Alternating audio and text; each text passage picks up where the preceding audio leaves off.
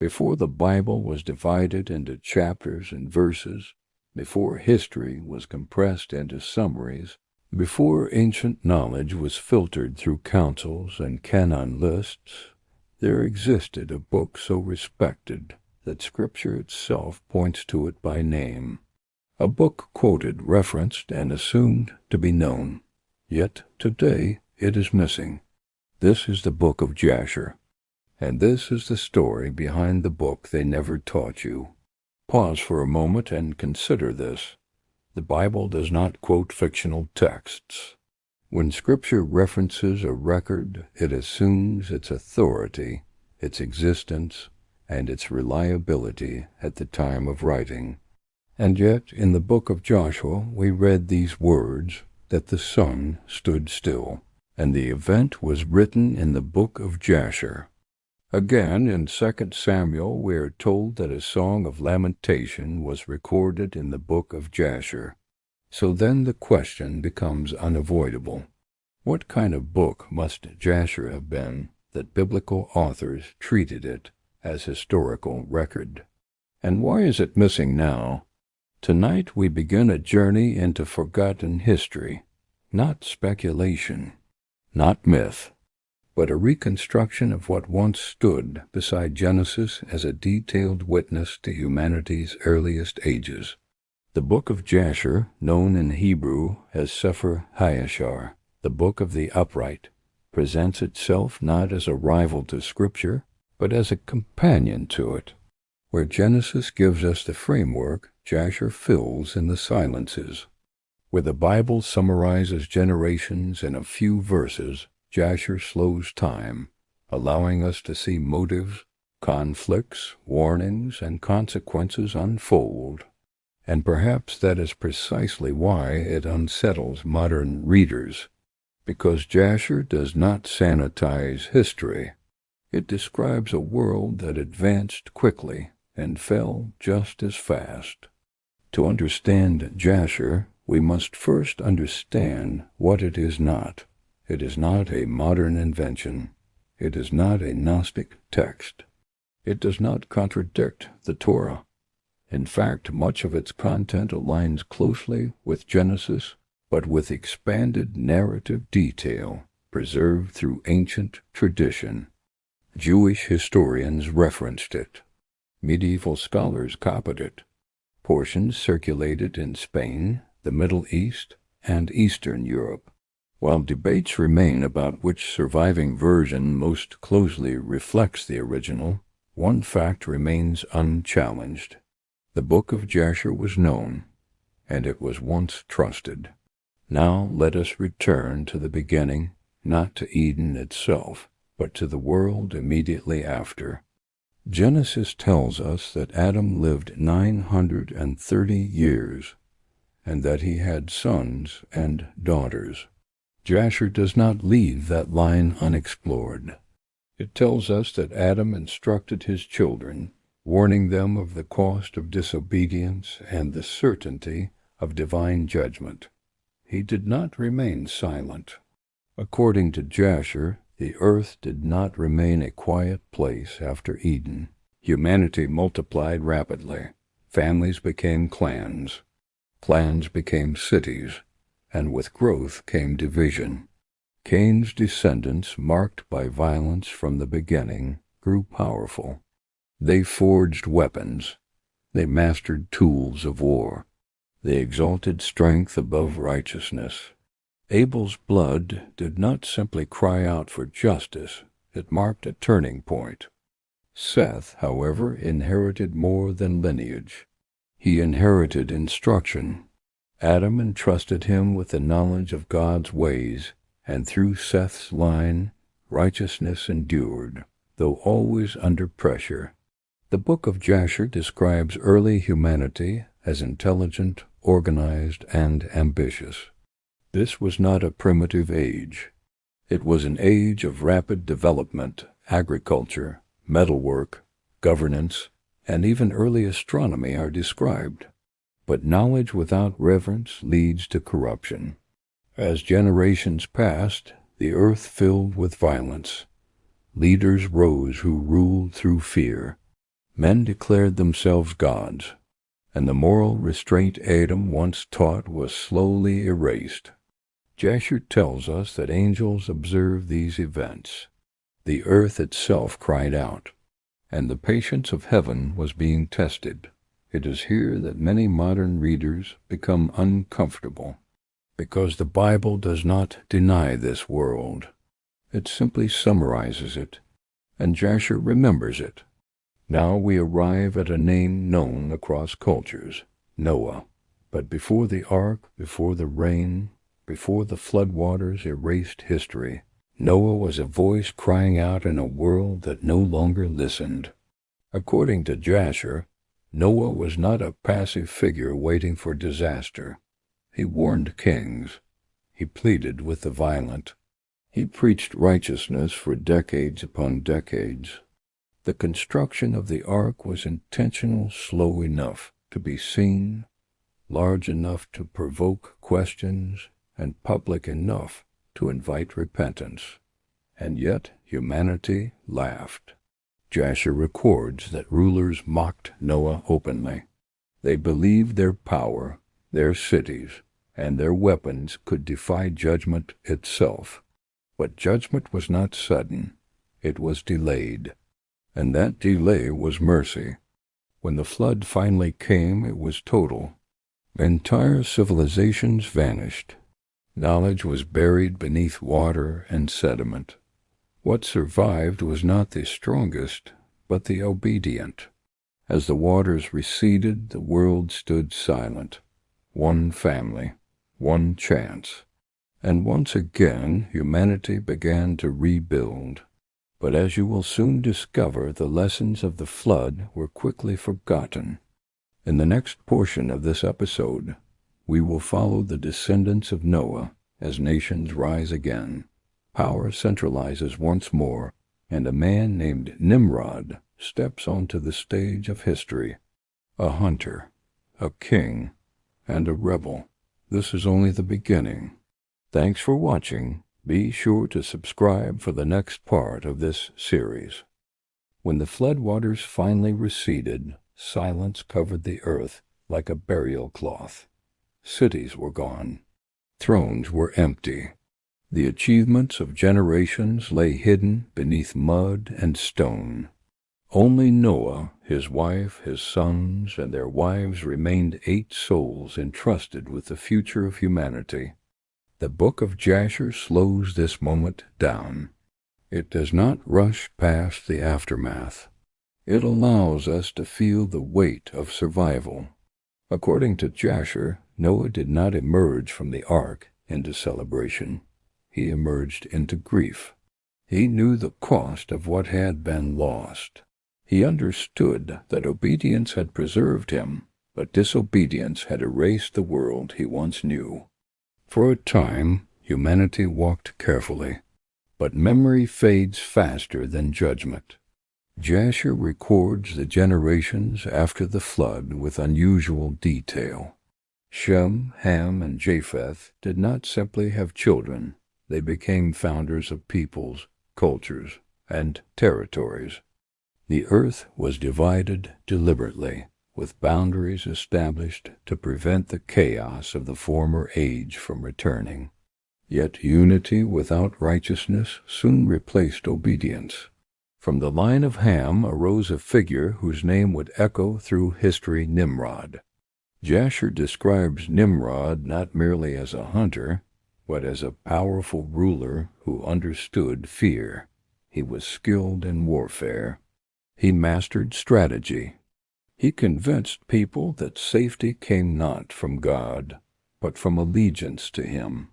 The text tells us that Nimrod clothed himself in garments once belonging to Adam, garments associated with authority and dominion.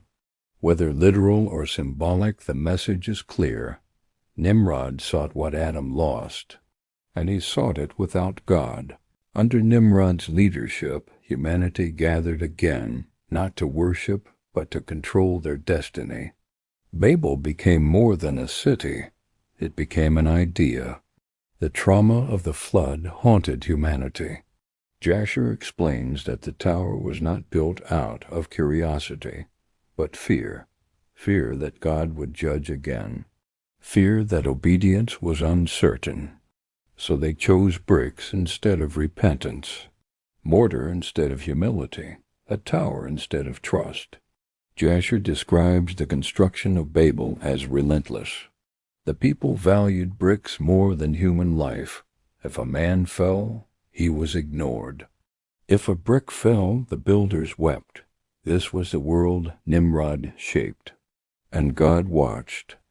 The confusion of languages was not random. It was surgical. Communication fractured. Unity collapsed. Humanity scattered across the earth exactly as they had been commanded to do after the flood. But rebellion had consequences. Power structures survived. Idolatry multiplied. And in the midst of this fractured world, a child was born destined to challenge everything Nimrod built. His name was Abram. The Book of Jasher gives us a rare glimpse into Abram's youth. It tells us that from an early age he questioned the gods of his father's house. Terah crafted idols for a living. Yet Abram saw through their silence. He observed the stars. He studied nature. He reasoned that creation itself testified to one unseen creator. This curiosity alarmed Nimrod. When Abram refused to bow, refused to participate in idolatry, and openly challenged false worship, he became a threat.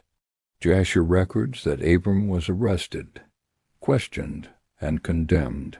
The furnace prepared for Abram was meant to be a public lesson, a warning to anyone who dared to defy the system Nimrod controlled. But something happened that no one expected. Abram walked into the fire, and he did not burn. The flames consumed the guards. The furnace roared. But Abram stood untouched, preserved by the God he served. This moment shattered Nimrod's authority, because power rooted in fear cannot survive divine intervention. Abram emerged not merely alive but revealed. The Book of Jasher tells us that this event marked the beginning of Abram's separation. His calling was no longer private. Heaven had testified publicly. Yet deliverance did not mean ease. Abram's journey had only begun. In the final portion of this episode, we will follow Abram's departure, the covenant that would reshape history, and the quiet unfolding of a promise that still echoes today. What began in rebellion would be answered by faith. We continue. After Abram emerged from the furnace, the world did not suddenly change, but Abram did. The Book of Jasher tells us that fear followed him wherever he went. Not fear of men, but fear in men. Nimrod had witnessed a power he could not control, and rulers do not tolerate what they cannot dominate. Abram was released, but he was not free. Jasher records that Abram withdrew from the public eye for a season. He separated himself, dwelling quietly, learning, reflecting, and strengthening his resolve. This was not escape, it was preparation. For before God calls a man publicly, he forms him privately. When Abram returned, he did not return with weapons. He returned with obedience. It is here that Jasher aligns seamlessly with Genesis, yet adds texture and weight. God did not call Abram because he was powerful. He called him because he was willing. The command was simple. Leave your land. Leave your father's house. Leave the system that shaped you, and go to a place I will show you. Jasher emphasizes that this command was not symbolic, it was costly. Abram left protection, familiarity, and inheritance. He stepped into uncertainty guided only by trust. And this is where the true mystery begins. Because God was not merely calling Abram to move. He was calling history to turn. The covenant revealed to Abram was not just about land or descendants. It was about restoration, undoing what rebellion had fractured since Eden. Where Adam fell through disobedience, Abram would stand through faith. Where Nimrod ruled through fear, Abram would walk through promise. Jasher records Abram's journeys with careful attention. Every altar built was an act of defiance against idolatry. Every prayer was a declaration that the God of heaven still ruled the earth. Abram's faith was tested repeatedly. Famine forced him into foreign lands. Kings threatened his safety. Promises delayed tested his patience. Yet he did not turn back. The Book of Jasher slows time here, reminding us that faith is not a moment, it is a lifetime of choices. It was during these years that Abram's name was known, not for conquest, but for righteousness. And yet the story does not end with Abram, because faith was never meant to remain singular. Jasher transitions toward the next generation, Isaac, born not through human strength, but divine intervention. A living reminder that God's promises do not depend on human timelines. The episode closes not with spectacle, but with quiet certainty. That history had shifted. That the age of kings built on fear was being challenged by a lineage built on trust. That from one man's obedience nations would rise, and that the God who once judged the earth by water was now preserving the world through covenant. This is why the Book of Jasher matters. Not because it replaces Scripture, but because it reminds us that obedience has always been the hinge upon which history turns.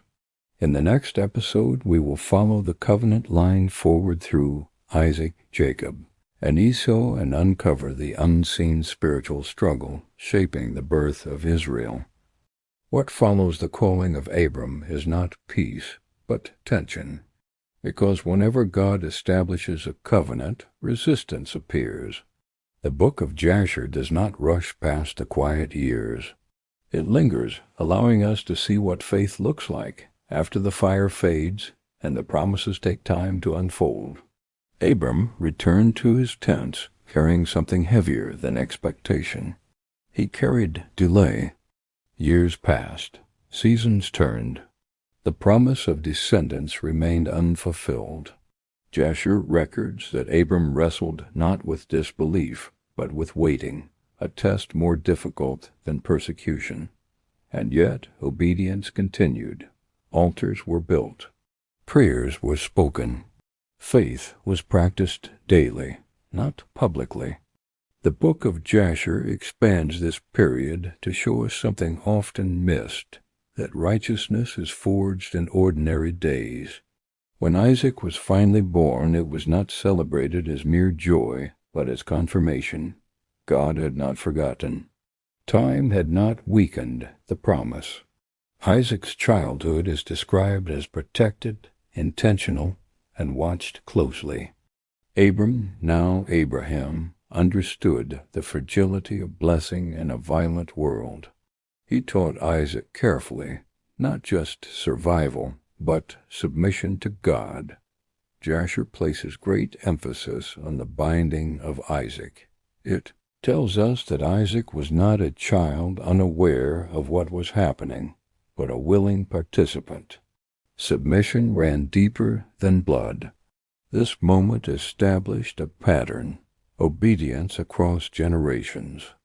After Abraham's death, the covenant did not disappear. It transferred.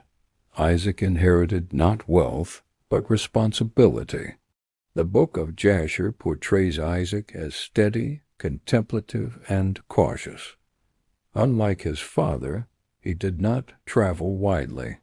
His battles were quieter, yet no less significant. But conflict soon entered his household. Rebekah conceived twins. From the beginning, Jasher records that the struggle between Jacob and Esau was more than rivalry. It was spiritual divergence. Esau emerged first, strong, impulsive, driven by appetite and immediate reward. Jacob followed, observant, patient, calculating. Jasher does not portray Esau as misunderstood. It portrays him as unrestrained. Hunting became his refuge. Violence became his skill, and impatience became his undoing. Jacob, however, stayed close to the tents, not out of weakness, but intention. He listened, he learned, he valued what Esau despised. The birthright exchange is expanded with sobering clarity. Esau did not lose his inheritance accidentally. He traded it knowingly, and heaven recorded the choice. In the next portion, we will follow how deception, consequences, and divine sovereignty intertwine, and why Jacob's blessing would cost him everything he thought he controlled. The choice Esau made could not be undone. The Book of Jasher tells us that heaven does not erase consequences simply because regret arrives later. Esau wept, but tears could not restore what appetite had surrendered. As time passed, Isaac aged, and his sight dimmed, but the covenant did not. Jasher describes the atmosphere in Isaac's tent as heavy, filled with unspoken tension. Rebekah remembered the words spoken before the twins were born, that the older would serve the younger. She did not forget what heaven had declared. Jacob, however, did not wait patiently. Fear crept in, and fear often produces shortcuts. The deception that followed is recorded without excuse. Jacob disguised himself. Words were twisted. The blessing was taken under false pretenses. And when Esau discovered what had happened, rage replaced grief. Jasher portrays Esau not just as heartbroken, but as vengeful. His thoughts turned quickly toward murder. The covenant line was now in danger, not from foreign kings, but from within the family itself. Rebekah acted swiftly. Jacob was sent away, not as punishment, but for protection. Exile marked the next chapter of Jacob's life. The Book of Jasher emphasizes that leaving home stripped Jacob of every advantage. He left without wealth, without servants, without status. What he carried was guilt, fear, and a promise he did not yet understand. It was on this lonely road that heaven intervened. Jasher records Jacob's vision in expanded detail. As he slept, the earth beneath him hardened, yet the heavens opened.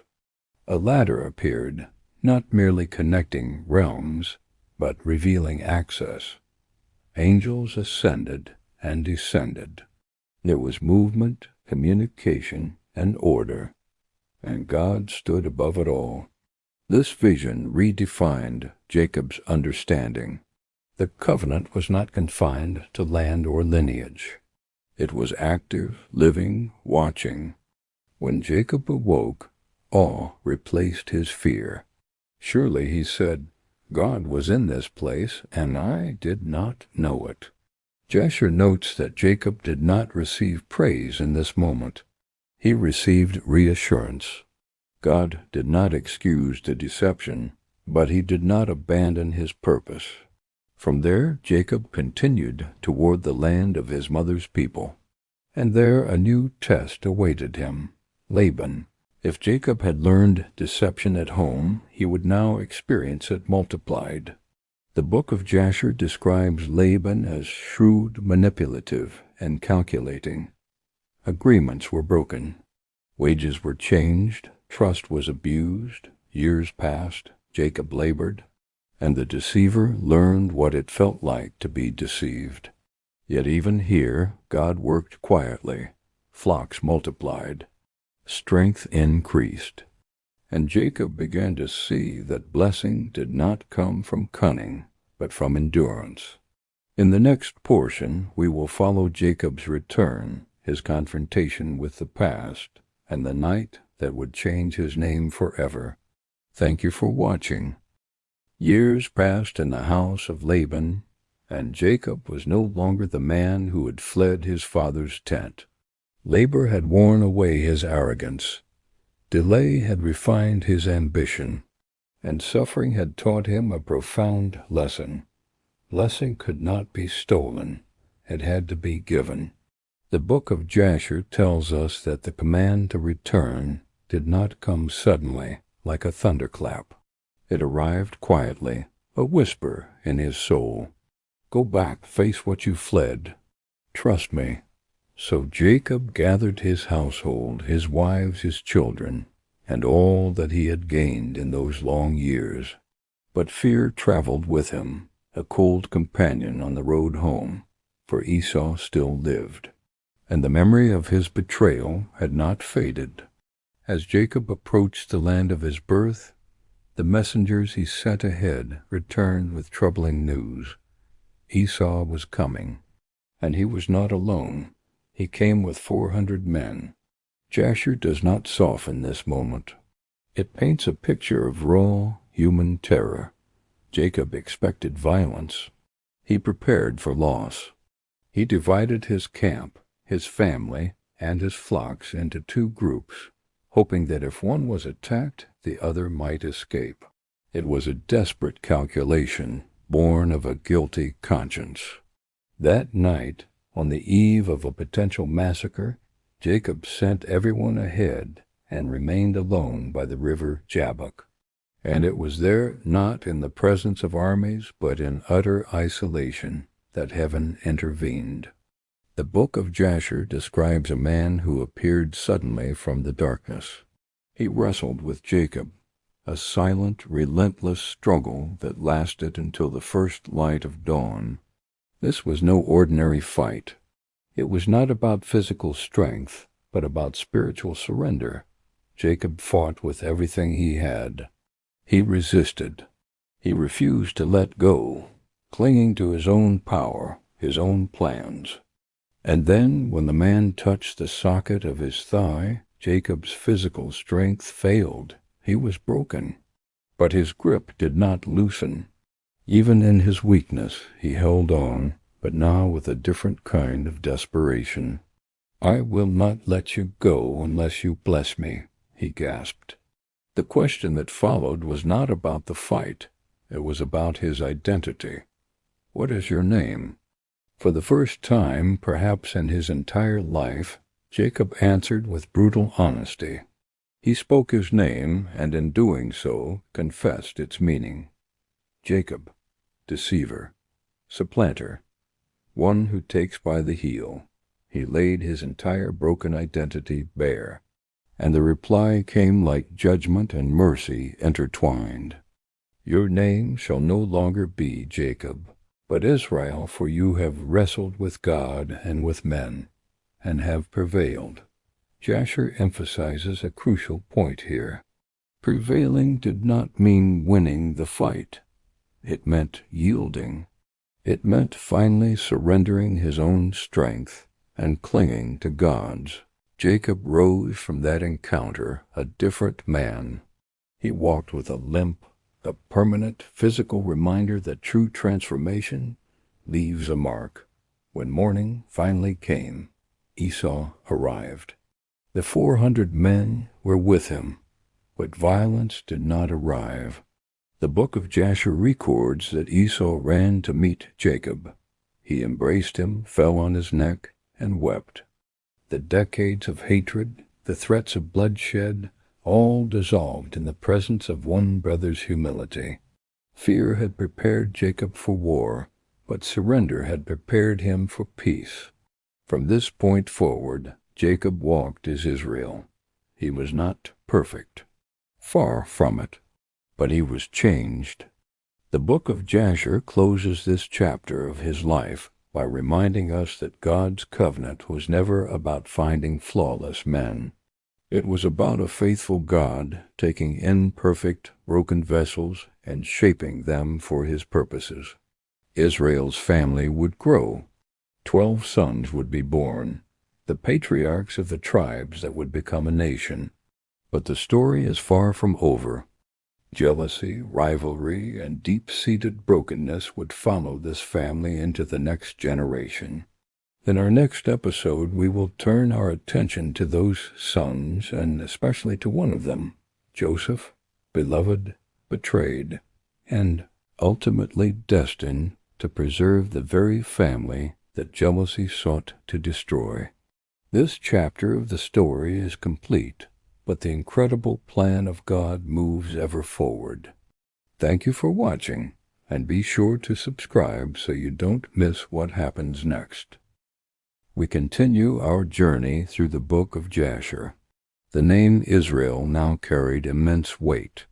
It held promise, memory, and expectation.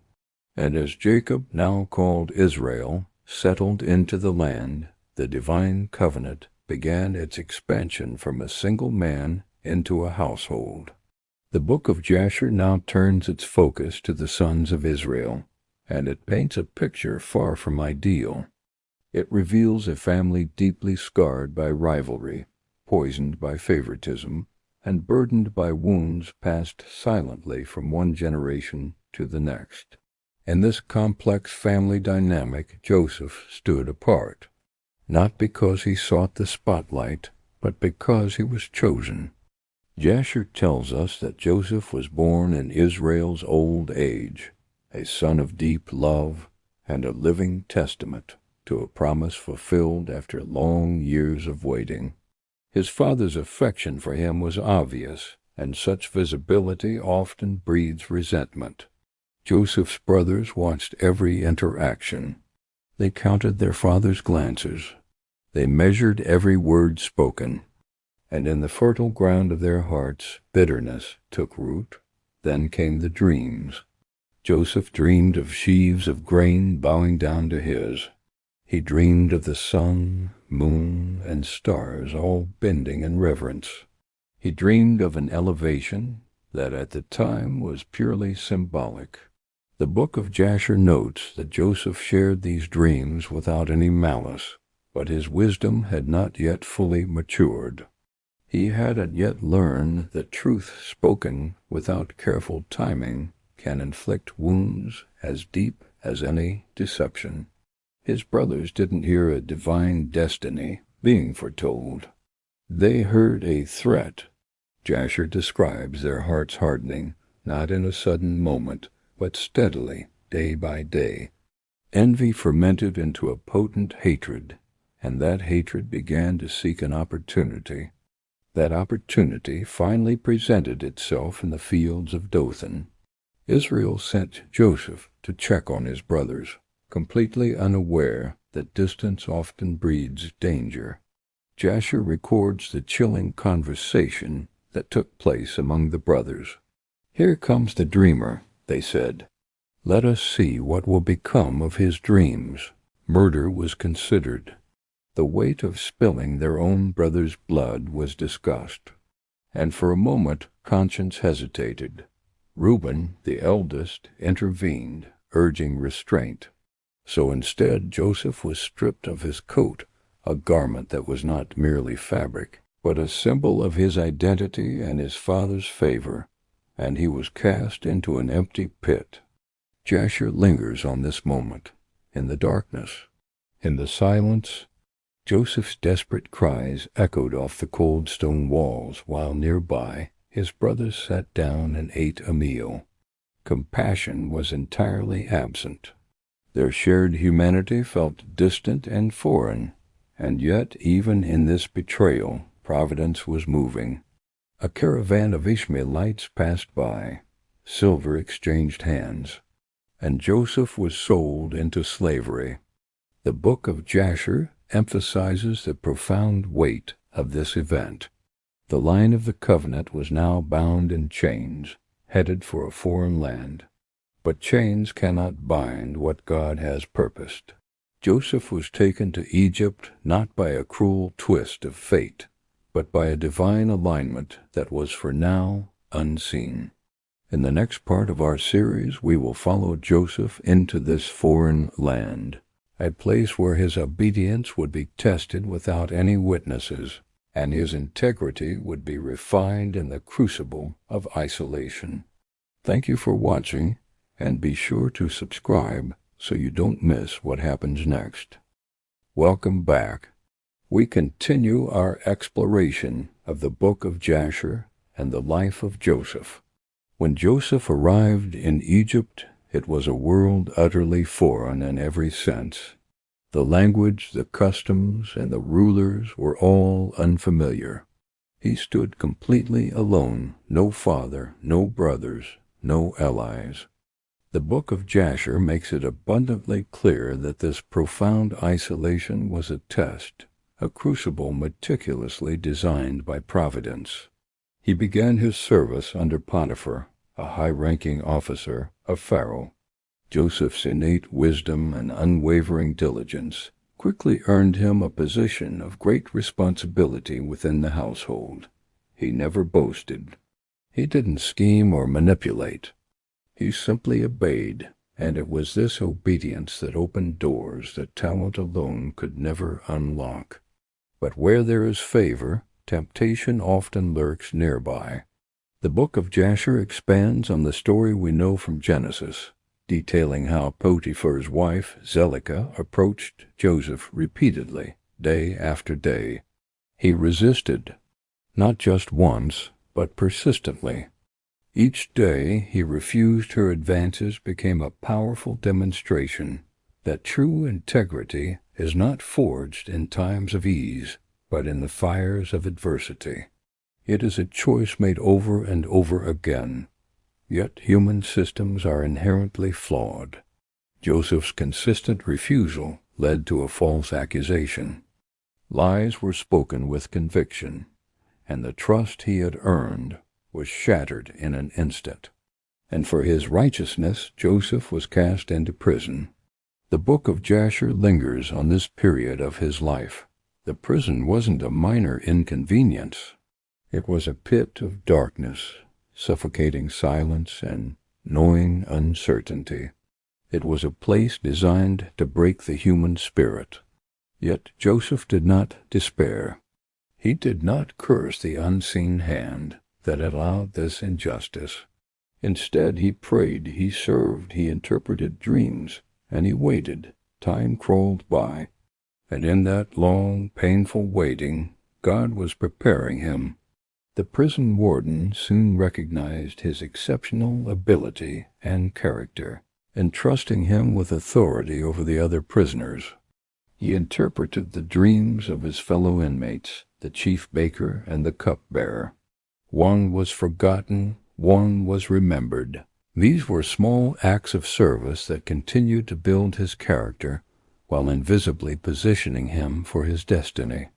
Years moved with agonizing slowness. Then Pharaoh himself dreamed, and the chief cupbearer, jolted by the king's distress, finally remembered the young Hebrew in the dungeon.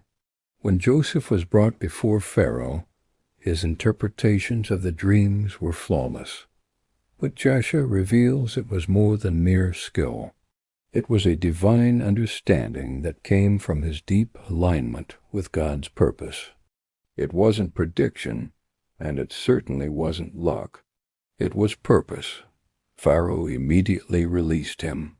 In a single day, Joseph rose from the pit to the palace, becoming second in command over all of Egypt. This astonishing ascent wasn't achieved through vengeance or favoritism. It was the direct result of his obedience, his integrity, and the long, arduous years of preparation in obscurity. Jasher emphasizes a crucial point. Joseph did not forget his past, but he also did not seek revenge on the brothers who had betrayed him so cruelly. When the prophesied famine struck the land, Joseph's provision was ready. The grain had been stored, the cities were organized, and countless lives were preserved because of his foresight. And then his brothers arrived, bowing before him, unrecognizable to themselves, but not to him. Joseph did not strike. He did not lash out. Instead, he tested them. He observed their hearts to see if they had changed. He revealed himself gradually, carefully measuring their repentance and the transformation of their character. In this powerful narrative, the Book of Jasher shows us a profound and timeless truth. The covenant survives not because human beings are perfect, but because God is faithful. When Joseph finally revealed himself, he wept, he forgave, he preserved. Through one man's unwavering obedience through trial after trial, an entire lineage, the nation of Israel, was saved from utter destruction.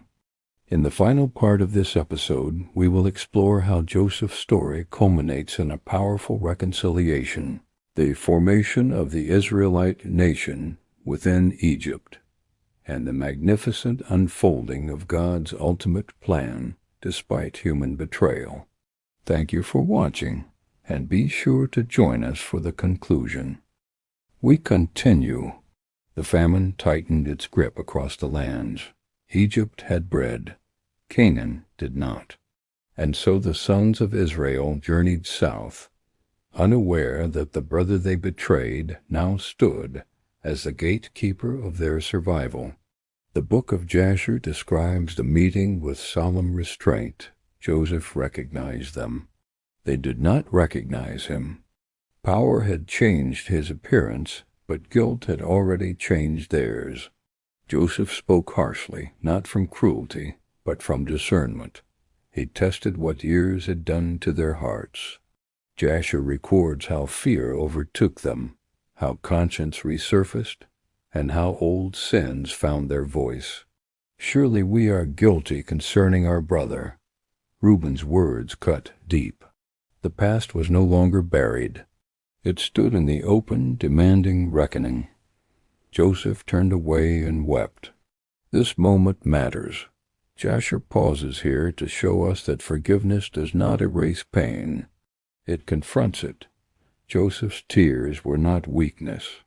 They were proof that redemption costs something. The test continued. Simeon was bound. Benjamin was demanded. The brothers returned to their father with fear in their mouths and sorrow in their eyes. Israel resisted at first, but hunger leaves little room for refusal. When Benjamin finally arrived in Egypt, the narrative shifts. Joseph saw his mother's son, and he wept again. The feast that followed was strange. Joy layered over fear, abundance over suspicion. The brothers ate while Joseph watched, discerning whether jealousy still ruled their hearts. The final test came swiftly. Benjamin was framed. Judah stepped forward. The Book of Jasher emphasizes Judah's transformation. Once a voice of betrayal, he now offered himself as a substitute. This was not a performance. This was repentance. Joseph could contain himself no longer. He sent the servants away, and he wept aloud. I am Joseph. The room fell silent. Fear replaced hunger. Joseph spoke words that echo through Scripture. You meant this for evil, but God meant it for good. Jasher expands this declaration. It was not a denial of wrongdoing. It was a revelation of sovereignty. God had woven betrayal into preservation, pain into promise. Joseph forgave them, not because they deserved it, but because the covenant demanded survival. Israel came to Egypt. 70 souls entered. A nation was born in exile. The Book of Jasher closes this chapter with quiet weight. What began with jealousy ended with reconciliation. What was torn by favoritism was healed by repentance. And beneath it all, the unseen hand of God guided history forward. The covenant was intact, the promise alive, and the stage was set for Israel's next great trial. In the next episode, we will explore Israel's growth in Egypt, the rise of oppression, and the silent years before deliverance, when God seemed distant, yet was closer than ever. Thanks for watching. If this series is valuable to you, consider liking this video and subscribing for more. Welcome back to our journey through the Book of Jasher. In our last episode, we saw the seeds of oppression being sown. Now we witness how time hardened Egypt, and what fear began, power perfected. The Book of Jasher offers a stark, unflinching look at this period. It records that the suffering of the children of Israel intensified, not simply because Pharaoh lacked compassion, but because authority, by its very nature, resists anything it cannot control. Israel represented a variable, a people whose loyalties and destiny were not tied to Egypt, but to a God that Pharaoh did not acknowledge. This made them unpredictable, and in the eyes of a ruler obsessed with order, unpredictability is a threat. So Israel cried out. As their pleas for relief rose, their labor increased. The Egyptians, driven by a mixture of fear and command, piled on more work. Hope, once a steady flame, began to thin. It flickered against the harsh winds of daily affliction. And through it all, heaven still seemed silent. Imagine the crushing weight of that silence. Years turned into decades. Generations were born into chains, knowing no memory of freedom, only the promise whispered by fathers who themselves had never seen it fulfilled. They inherited a legacy of bondage, a reality etched into their very bones. Jasher emphasizes this silence for a critical reason, because silence tests faith far more profoundly than suffering. Suffering can be endured, can be resisted. It can even forge a sense of identity and community. But silence from God, that can feel like abandonment. It gnaws at the very foundation of belief. It tempts the soul to believe that its cries are unheard, its pain unseen, its God absent. While Israel grappled with this divine quiet, Pharaoh's heart hardened. The Book of Jasher presents this not as a sudden event, but as a progressive petrification of the soul. Power insulated him from the suffering of others. The prosperity of his kingdom deafened him to the cries of the enslaved, and a deep-seated fear, a paranoia that his empire was fragile, convinced him that cruelty was not just an option but a necessary tool for survival. He saw Israel's growth not as a blessing, but as a demographic time bomb ticking at the heart of his nation. So the Egyptians tightened their control. Workloads that were already unbearable were increased yet again. Lives worn down by relentless labor and despair shortened.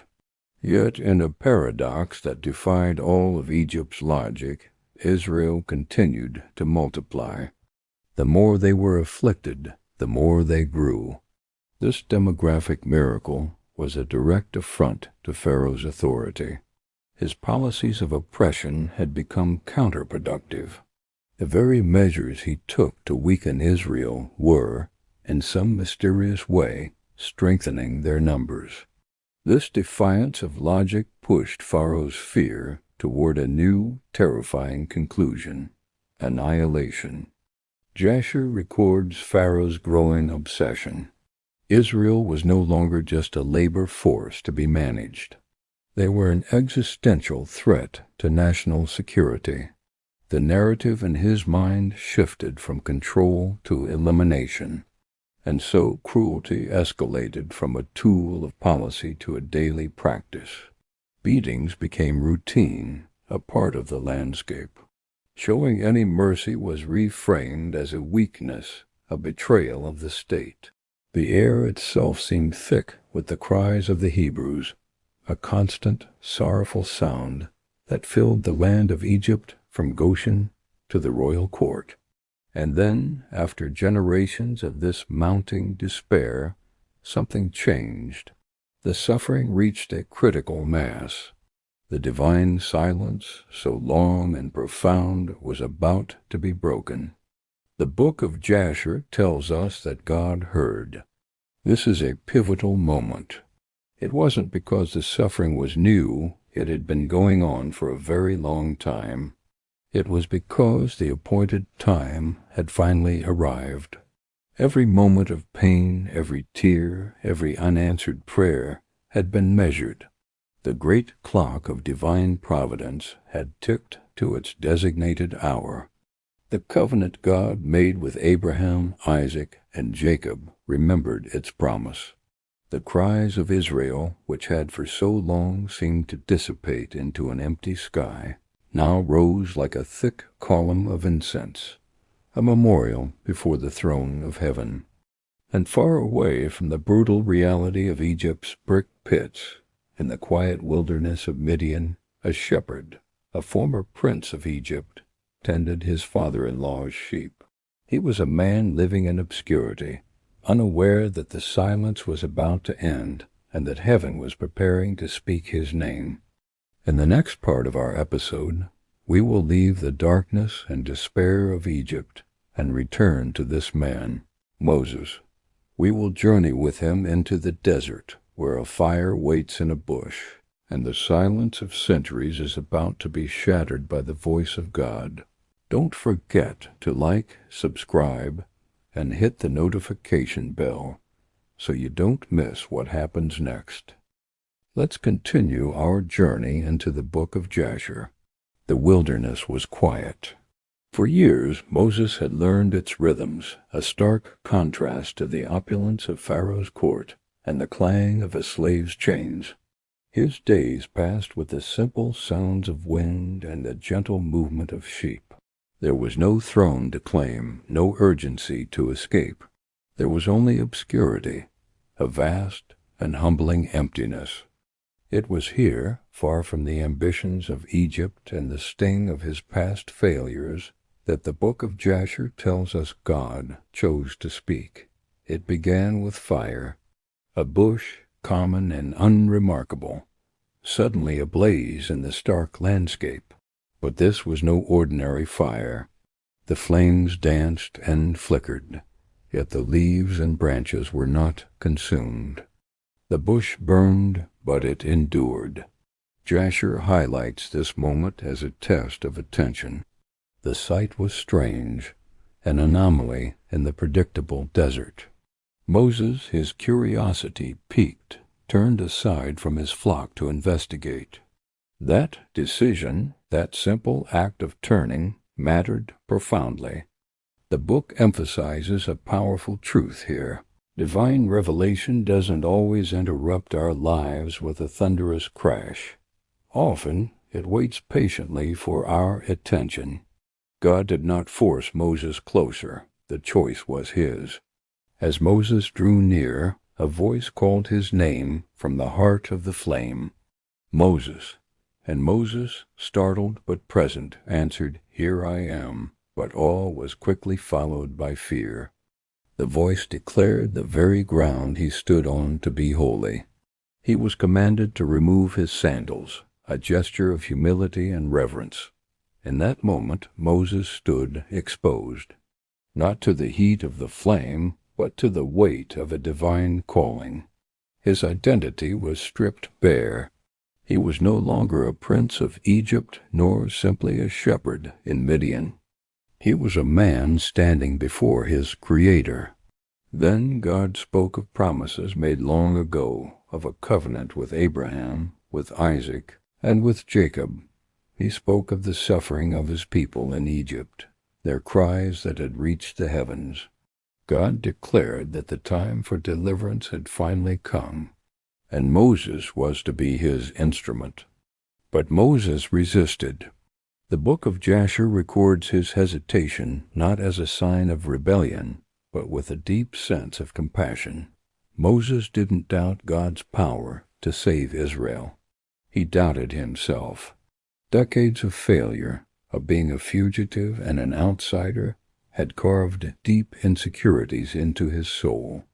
The confidence he once possessed as a prince had long since evaporated in the desert sun. His first question echoed the cry of so many who feel inadequate. Who am I that I should go to Pharaoh? It was a question born of a broken spirit.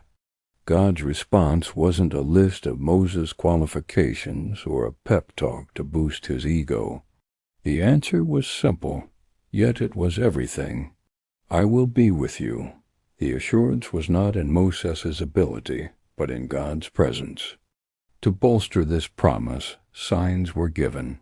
The shepherd's staff in his hand was thrown to the ground and became a serpent. When he picked it up, it was a staff once more. His hand, placed inside his cloak, came out afflicted with leprosy, white as snow. When he returned it, it was healed. He was told that even the water of the Nile would turn to blood at his command. These were not mere tricks. They were demonstrations of a power that could suspend and transform the very laws of nature. Yet even with these incredible signs, Moses hesitated. His fear was loud. He protested that he was slow of speech, not a man of eloquent words. He was looking for any reason to escape this terrifying responsibility. And here, the narrative in Jasher reveals the incredible patience of God. Instead of dismissing Moses for his reluctance, God provided a solution. His brother Aaron, who was known to be a gifted speaker, would be his voice. The burden would be shared, but the calling itself remained firm. Jasher shows us something absolutely crucial in this exchange. God does not demand our confidence. He demands our obedience. Reluctance does not disqualify us when reverence remains. Moses' fear did not negate his faithfulness. His self-doubt did not cancel God's choice. And so, with Aaron by his side and a divine promise in his heart, Moses made the journey back. He returned to Egypt, the land he had fled in shame so many years before. He returned not as a prince seeking a throne, nor as a fugitive hiding from justice, but as a humble servant, an ambassador for the God of his fathers. His return sets the stage for a monumental clash. In the next part of our story, we will witness the first direct confrontation between the will of heaven and the power of an earthly throne. God's name will be spoken before Pharaoh for the first time, and the world will watch as resistance hardens into judgment, and the plagues of Egypt begin. Don't forget to like this video and subscribe to the channel so you don't miss the next part of this incredible story from the Book of Jasher. As we continue our journey through the Book of Jasher, we arrive at the heart of an ancient empire. Egypt awaited, a civilization draped in gold and power, its foundations built on the backs of slaves. Pharaoh sat on his throne, untroubled by centuries of divine warning. To him, the cries of the Israelites were faint echoes, easily ignored, until their inconvenience demanded attention. But that was about to change. Into this grand court, filled with the arrogance of human authority, walked two men, Moses and Aaron. It was God's messenger confronting the most powerful man on earth. It was divine authority meeting human. The Book of Jasher masterfully paints the tension of this moment. It wasn't just two men standing before a king. Purpose. It was unwavering will meeting stubborn disobedience. This was a showdown not of armies, but of hearts. Moses and Aaron delivered their message, a simple yet profound command from the God of Abraham, Isaac, and Jacob. Let my people go. How did Pharaoh respond? Not with polite curiosity, not with a thoughtful inquiry. He responded with a heart as hard as the stones of his pyramids. The Book of Jasher records the exchange word for word, preserving the chilling dismissal. God's name was declared. The long history of Israel's suffering was recounted. A hand of mercy was offered, a chance to yield without consequence. All of it was dismissed with contempt. Pharaoh, in his pride, looked at these two men and saw only shepherds, not ambassadors of the Almighty. He didn't just say no. He scoffed at the very idea that a higher power could command him. And so the first sign came. The staff was thrown down, and a miracle occurred. But Pharaoh's court was filled with its own brand of magic. His sorcerers, Jans and Jambers, replicated the sign, hardening the king's heart further. He believed their trickery was a match for divine power. This initial defiance set the stage for a conflict that would shake Egypt to its core. The first confrontation was over, but the war for Israel's freedom had just begun. With Pharaoh's heart sealed in defiance, God's power was unleashed, not for destruction alone, but for revelation. The first plague was a poetic and terrifying strike at the very soul of Egypt. The Nile, the great river they worshipped as a god, their source of life, fertility, and prosperity, became the first herald of divine judgment. Aaron stretched out his staff, and the waters throughout the land turned to blood.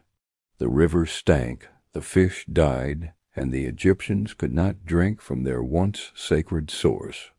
Imagine the panic. The lifeblood of their nation had become a river of death. Pharaoh's magicians, in a desperate attempt to maintain control, managed to replicate the effect on a small scale. But they couldn't reverse it. They could mimic the curse, but they couldn't provide the cure. This was a crucial detail Jasher highlights. Man's magic could imitate destruction, but it was powerless to bring restoration. The people trembled, digging for fresh water, their daily lives thrown into chaos. Yet, in the palace, Pharaoh's heart remained stubborn. He saw the sign, but refused to see the sender. Then the plagues followed, one after another, in a relentless, escalating sequence. Frogs swarmed from the bloody river, covering every inch of the land, invading their homes, their beds, their ovens. Then came the lice, a torment on man and beast, a plague the magicians couldn't replicate, forcing them to admit, "This is the finger of God." But still, Pharaoh refused. Swarms of flies descended, then a devastating pestilence that struck down Egypt's livestock while sparing Israel's. Painful boils afflicted the Egyptians, followed by a storm of fire and hail so severe it shattered trees and destroyed crops. Then came the locusts, a crawling, devouring blanket that consumed everything the hail had left behind. Finally, a suffocating darkness fell over Egypt for 3 days, a darkness so thick it could be felt. The Book of Jasher lingers on the details of this suffering, not for spectacle, but to illustrate a profound truth, the direct and devastating consequence of defying God. Each plague was a precise demonstration of power, a patient call to repentance, and a purposeful step toward liberation.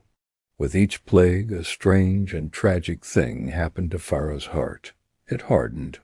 You might think it hardened because he became crueler, but Jasher suggests something more complex. It hardened because his fear twisted into pride. The more undeniable God's power became, the more fiercely he resisted it. His magicians had failed. His gods were silent. His nation was crumbling. But admitting defeat meant bowing his knee, and his pride would not allow it. He would negotiate, he would bargain, he would lie and break his promises, but he would not submit. This cycle of devastation, temporary repentance, and renewed stubbornness repeated itself 9 times, each one leaving Egypt more broken and Pharaoh more resolute in his rebellion. And what of Israel? Jasher shows us that while Egypt suffered, Israel watched. They were protected in their homes in Goshen, miraculously spared from the plagues that ravaged their neighbors. But this wasn't a simple spectator sport. Their emotions were a complex mix of fear and hope. They saw deliverance on the horizon, a promise finally coming to pass. Yet the chains of bondage still gripped their lives. The overseer's whip still cracked. They were still slaves. This gradual unfolding of God's plan wasn't just for Pharaoh's sake. It was for Israel's too. It was a lesson in patience, a masterclass in trust, and a powerful demonstration that their deliverance would come not from their own strength, but from God's hand alone. They were learning to rely on a power far greater than Pharaoh's. After the oppressive darkness lifted, the final, most terrifying plague approached. This was the point of no return. God's message to Pharaoh was chillingly clear. One more plague, and it would strike the heart of every Egyptian family. The death of the firstborn. The Book of Jasher does not shy away from the profound sorrow of this moment. It describes a nation preparing for a night of unprecedented grief. There was a great cry throughout Egypt, as families from the palace to the dungeon lost their firstborn sons. But for Israel, this night was different. It was a night of obedience, ritual, and salvation. They were given specific instructions. Take an unblemished lamb, sacrifice it, and paint its blood upon the doorposts of your homes. They were to roast the lamb and eat it with unleavened bread and bitter herbs, dressed and ready to leave at a moment's notice. This was the first Passover. As the angel of death swept through the land of Egypt, it saw the blood and passed over the Israelites. Obedience was their shield. And so God passed over. The great and terrible night came to an end. The screams from Egyptian homes pierced the dome, while the homes of the Hebrews remained untouched. The judgment that shattered an empire became the salvation of a people. Pharaoh, his own firstborn son, now dead, finally broke. He and his people didn't just let the Israelites go. They urged them to leave, pressing gold, silver, and clothing upon them, desperate to be rid of them. The stage was now set. The long night of slavery was over. Egypt lay shattered by its own stubborn pride and the weight of divine judgment. Israel, after 430 years of bondage, was finally freed from its chains. The Book of Jasher closes this monumental episode with a powerful reminder. It shows us that obedience preserves life, that divine timing is perfect, and that God's faithfulness to His promises never, ever fails, even when human hearts resist until their final breaking point. The journey was far from over, but the first and most difficult step had been taken. In our next episode, the story continues with one of the most incredible events in all of human history. We will follow the mass exodus of the Israelites from Egypt, the dramatic pursuit by Pharaoh's army, and the parting of the Red Sea. We'll witness the birth of a nation under the covenant, as God leads His people from slavery into their destiny. Be sure to subscribe so you don't miss what comes next. Let's continue our journey through the Book of Jasher. Night fell over Egypt, but this was a different kind of darkness. It wasn't just the absence of light. It was the presence of a profound silence. The cries of anguish that had torn through the land had faded, replaced by a heavy, broken stillness. The Book of Jasher records that after the final devastating plague, Egypt was shattered. It wasn't just the grief of losing their firstborn. It was the crushing recognition that their power had limits. Their gods were silent, their authority had crumbled, and the God of Israel had revealed Himself as the uncontested, sovereign Lord. In the dead of night, Pharaoh summoned Moses and Aaron. There was no arrogance left, no defiance. This was a king utterly defeated. His words were terse, stripped of all pride. "Rise up, go. Get out from among my people, you and the children of Israel. Go, serve the Lord, as you have said." The command was clear. Take your people, your flocks, your herds, everything, and just leave. For Israel, this was the moment they had awaited for centuries, yet it arrived with breathtaking speed. They gathered in haste. There was no time to let their dough rise, no time to prepare proper bread. There was no time to linger or pack methodically. The command from God, delivered through Pharaoh, was immediate. And Jasher emphasizes a powerful truth here. Deliverance rarely arrives on our own schedule. We might pray for it, plan for it, but when God's moment comes, delay is a form of disobedience. Obedience must be urgent. So the people departed, and a remarkable thing happened. The Egyptians, desperate for them to leave, urged them to go quickly. They pressed silver, gold, and fine clothing upon them. Jasher highlights this incredible reversal. The very people who had enslaved them, who had profited from their forced labor, were now willingly giving them their wealth, just to see them go.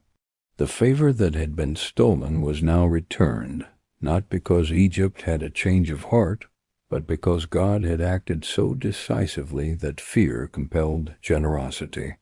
What had once held them in chains now released them willingly.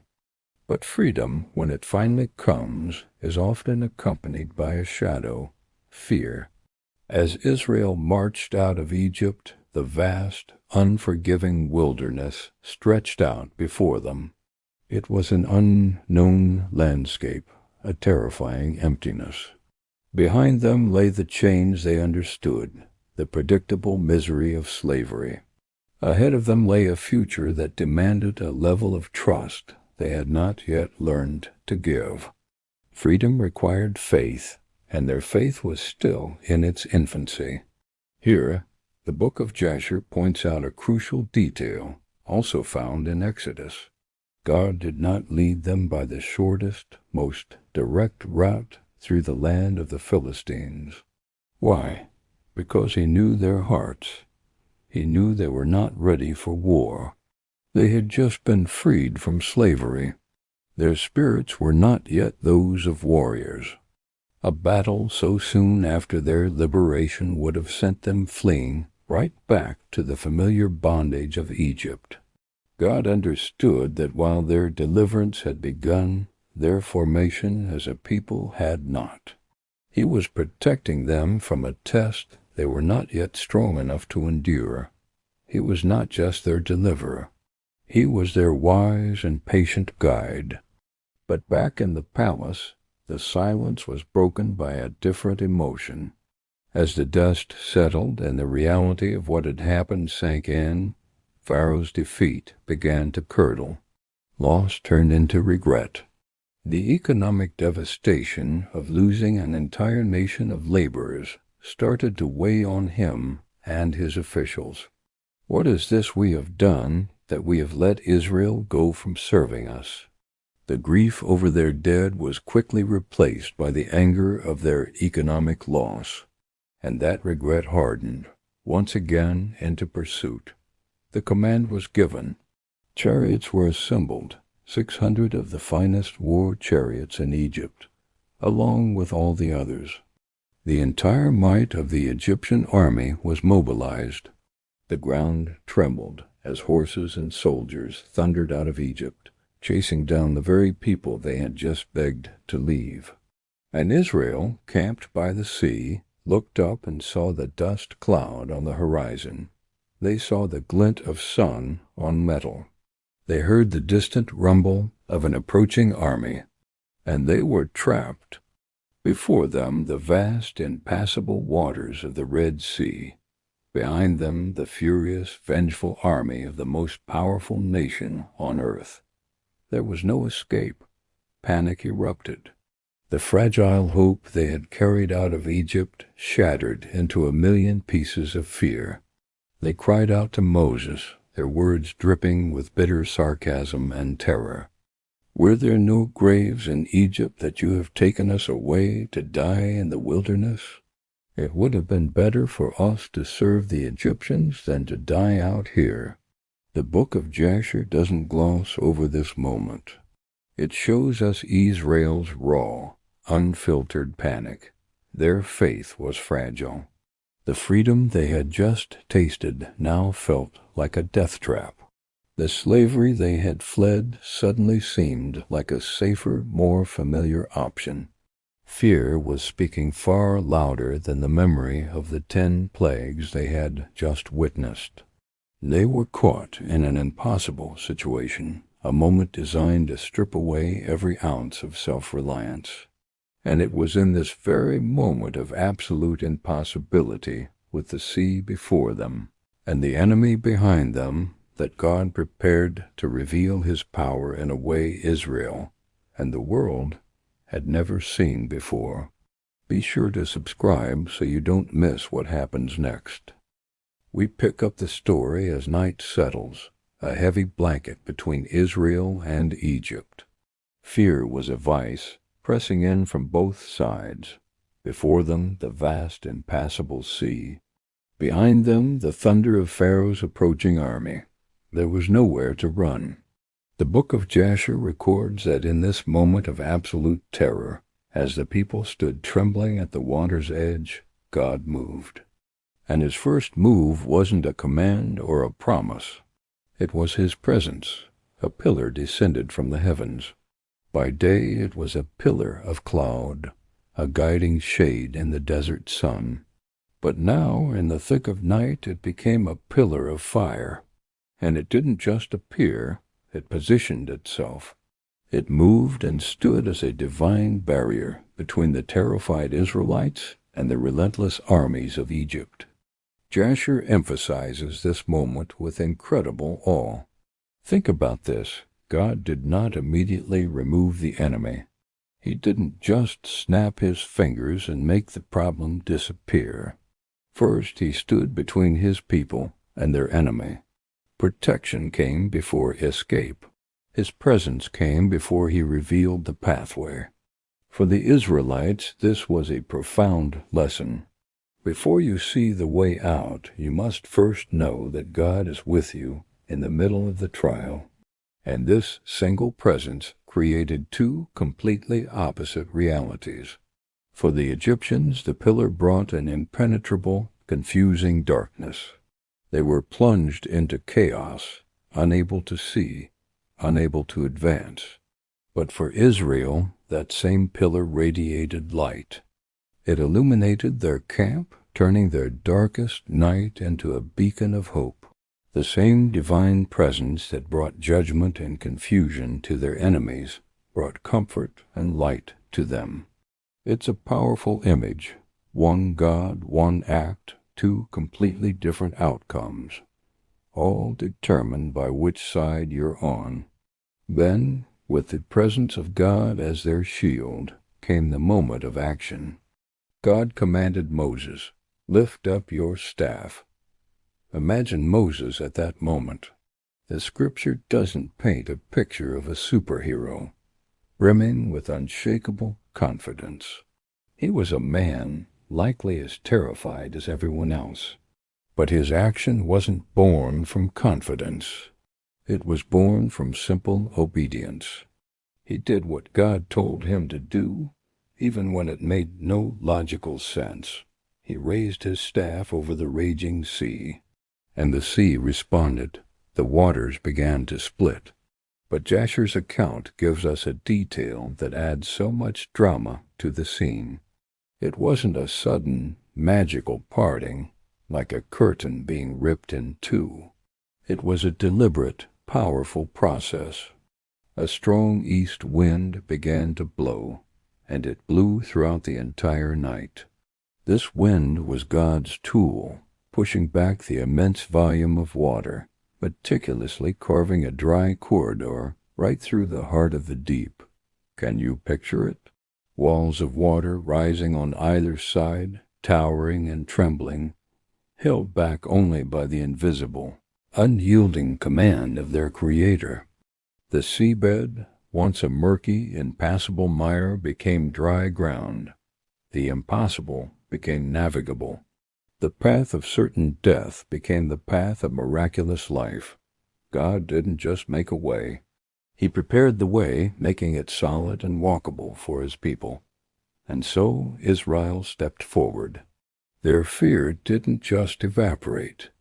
The towering walls of water were a constant, terrifying reminder of the miracle they were walking through.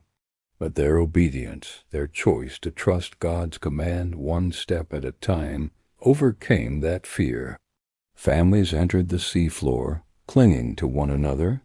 Children, their eyes wide with a mixture of terror and wonder, followed their parents into the watery canyon. The elderly, who had seen so much in their long lives but never anything like this, leaned forward, their weary steps now filled with a renewed purpose. This is what faith in action looks like. It's not about grand, heroic leaps. It's about moving forward one step at a time, trusting that the ground beneath your feet will hold because God said it would.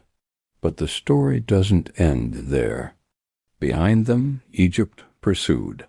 Jasher records the sheer arrogance of Pharaoh's army. They saw the path God had opened for the salvation of His people, and in their pride, they assumed it was also an open invitation for their conquest. Their pride blinded them to the obvious, terrifying warning signs. They saw a miracle and interpreted it as a tactical advantage. So the chariots, the pride of the Egyptian military, thundered into the sea passage. But the ground that was firm and dry for Israel began to betray the Egyptians. The wheels of their chariots began to shake, to get stuck, to break. Confidence quickly turned into confusion, and confusion into panic. The very path God provided for deliverance became a trap for those who pursued with wicked hearts. The Book of Jasher shows us a sobering truth here. God can use the very same path for both deliverance and for judgment. The outcome depends entirely on the heart of the person who walks it. As the last of the Israelites neared the safety of the far shore, the first light of dawn began to break on the horizon. The night of terror was ending. The journey through the impossible was almost complete. The moment of final decision had arrived. God had held back the waters, He had held back the enemy, but now the time for holding back was over. Stay with us for the conclusion of this amazing story. Dawn broke over the sea, painting the sky with colors of a new beginning. Israel had reached the far shore. As they turned back, their hearts pounding in their chests, they saw it for the first time, their enemy, Pharaoh's entire army, fully inside the path God had opened. The Book of Jasher records that Pharaoh's forces pressed forward, even as a terrifying confusion began to grip them. Chariot wheels sank into the softened seabed. Horses, once symbols of unstoppable power, panicked and reared, their whinnies lost in the chaos. Commanders shouted orders that could not be obeyed, their voices swallowed by the growing dread. It was in that moment, far too late, that Egypt realized this path was not for them. This passage was not a road to victory. It was a divine trap. Then, against the backdrop of the rising sun, Moses lifted his staff once more. This time he didn't raise it to open the way, but to close it. The waters trembled. The walls of water that had stood upright, defying gravity by the sheer will of their Creator, now began to collapse by that same command. The sea returned to its strength, its full, untamed might unleashed. The towering waves crashed down upon the corridor of dry land. Chariots vanished in an instant. Warriors, the pride of the world's greatest empire, were swallowed by the churning abyss. The power that had enslaved Israel for centuries was erased in a single cataclysmic moment. The Book of Jasher emphasizes a crucial detail. Not one of Pharaoh's chosen warriors, not a single charioteer, survived. The threat that had pursued Israel for generations, the very embodiment of their oppression, ended right there, beneath the waves. A profound silence fell, followed by an eerie stillness. Then the weight of what had happened settled upon the people. The nation of Israel stood on the shore, their eyes fixed on the water as the sea began to release what it had taken.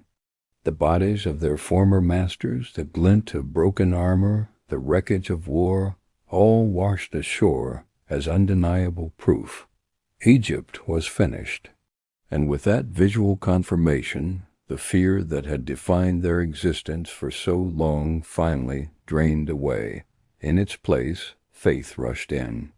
The Book of Jasher records that it was at this moment that Israel truly believed.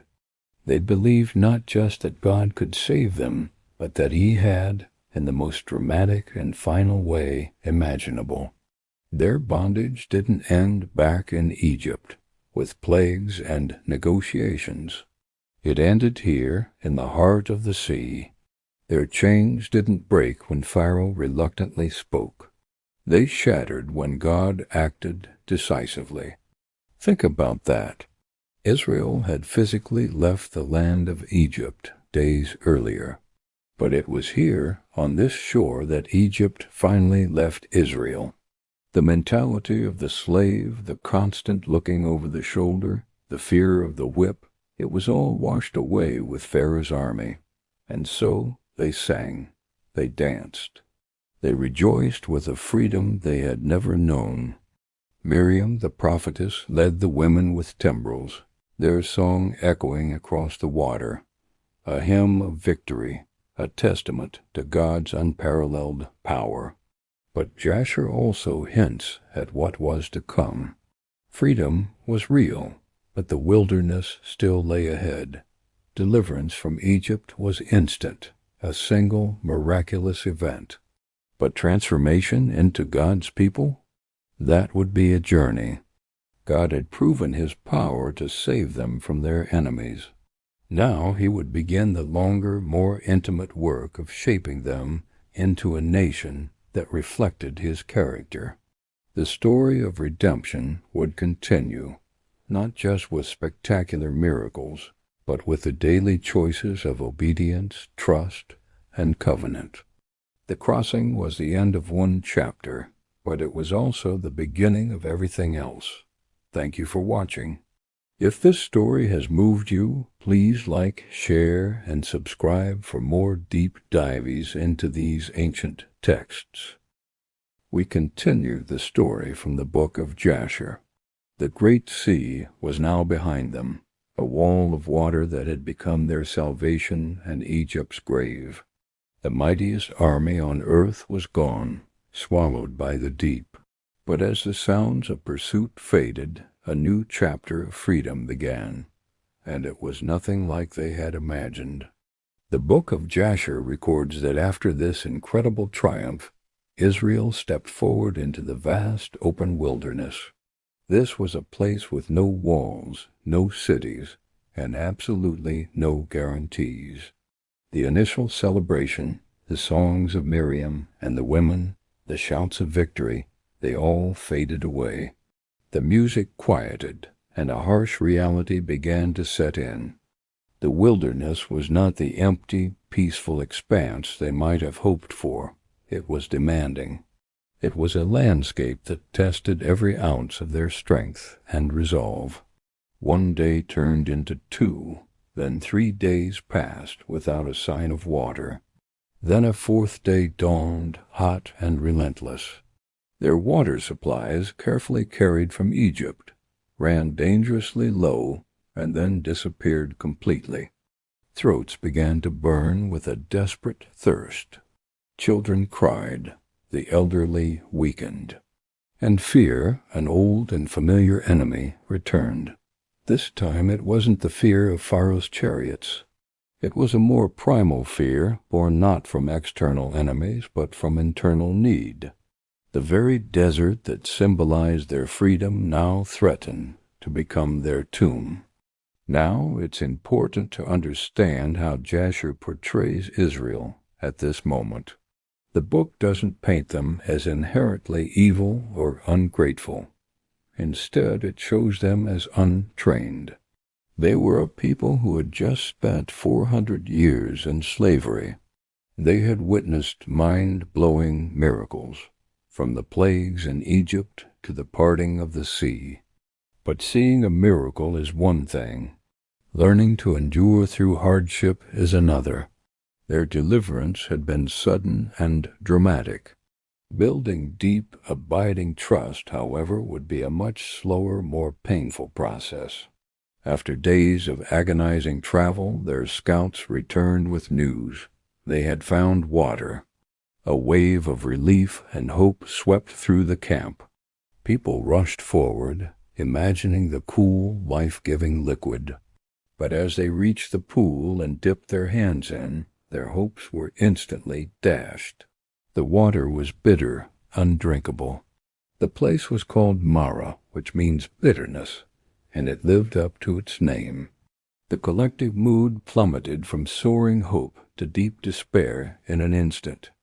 The relief they felt just moments before turned into a new kind of anger. The people began to murmur. But this time their complaints were not directed at their former Egyptian masters. They turned on their leader, Moses. "Why did you bring us out here?" They cried. "Was it just to let us die of thirst in this forsaken place?" The accusation was sharp, filled with the terror of people who felt abandoned and betrayed. The Book of Jasher records Moses' reaction. He didn't lash out in anger or frustration at their lack of faith. Instead, he cried out to God. His cry was one of complete dependence. He understood something profound. Leadership in this new reality of freedom required a constant, moment-by-moment return to God for guidance, for strength, for solutions. He had no answers in himself, and he knew it. And God answered. He didn't scold Moses or punish the people for their complaining. He provided a solution. He showed Moses a particular tree. Moses was instructed to take a branch from this tree and cast it into the bitter waters. As the wood touched the water, a miracle occurred. The bitterness turned sweet. The water became pure and drinkable. The entire camp could now quench their thirst. Jasher highlights the lesson here with striking clarity. God did not remove the wilderness. He didn't magically transport them to a land of lush gardens. Instead, he revealed his provision within the wilderness itself. The solution was right there, hidden in plain sight, waiting to be revealed by faith and obedience. The challenge was to learn to look for God's provision in the midst of their hardship, not just wish the hardship away. You would think that after a miracle like that, their faith would be solidified. But the wilderness had more lessons to teach. The people of Israel did not fully grasp the principle God was showing them. Soon after their thirst was quenched, a new crisis arose. Hunger replaced thirst. The supplies of food they had brought from Egypt ran out. The flatbread, the dough they had carried on their backs, was all gone. Stomachs began to rumble, and with the hunger, a strange and selective memory returned. They started to think back on their time in Egypt, but their memory wasn't truthful. It was filtered through the lens of their current discomfort. They conveniently forgot the whips, the forced labor, the grief of their bondage. Instead, they remembered the food. They talked about the pots of meat they used to eat, the fish, the cucumbers, the melons. In their minds, slavery, with its full belly, began to sound safer and more appealing than the frightening uncertainty of freedom. The wilderness was doing its work. It was a refiner's fire, exposing the deep-seated issues that the spectacular miracles had not yet healed. It revealed their slave mentality, their fear of the unknown, and their shallow understanding of the God who had just saved them.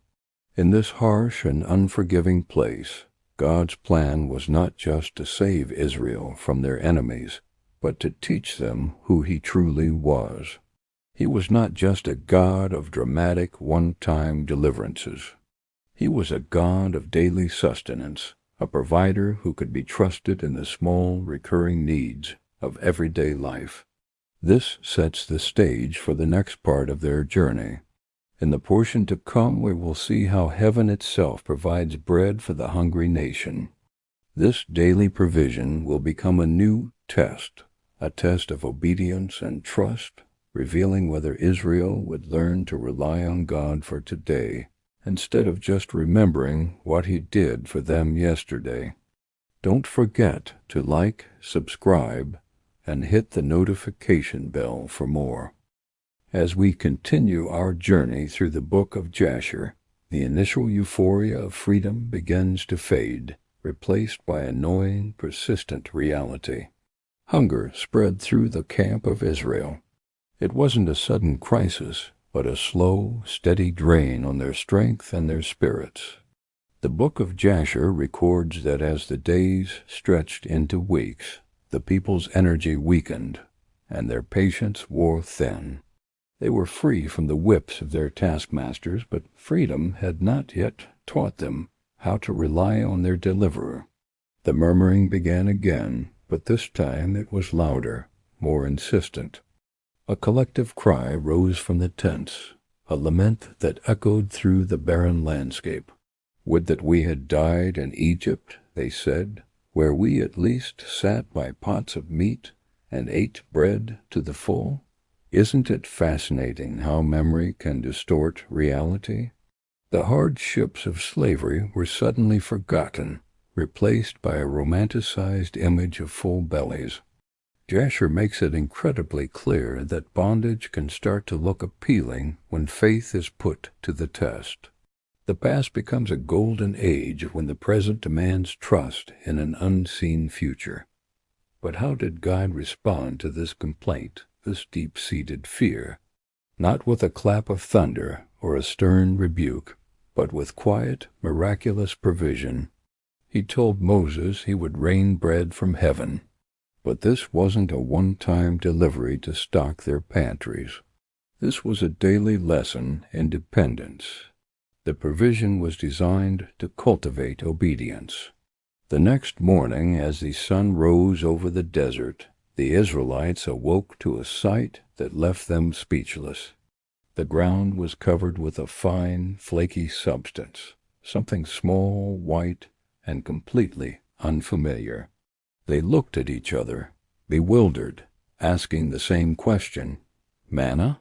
which in their language simply meant, "What is it?" And so the name stuck. It was manna, the what is it? Bread. The Book of Jasher emphasizes the divine rule that came with this divine gift.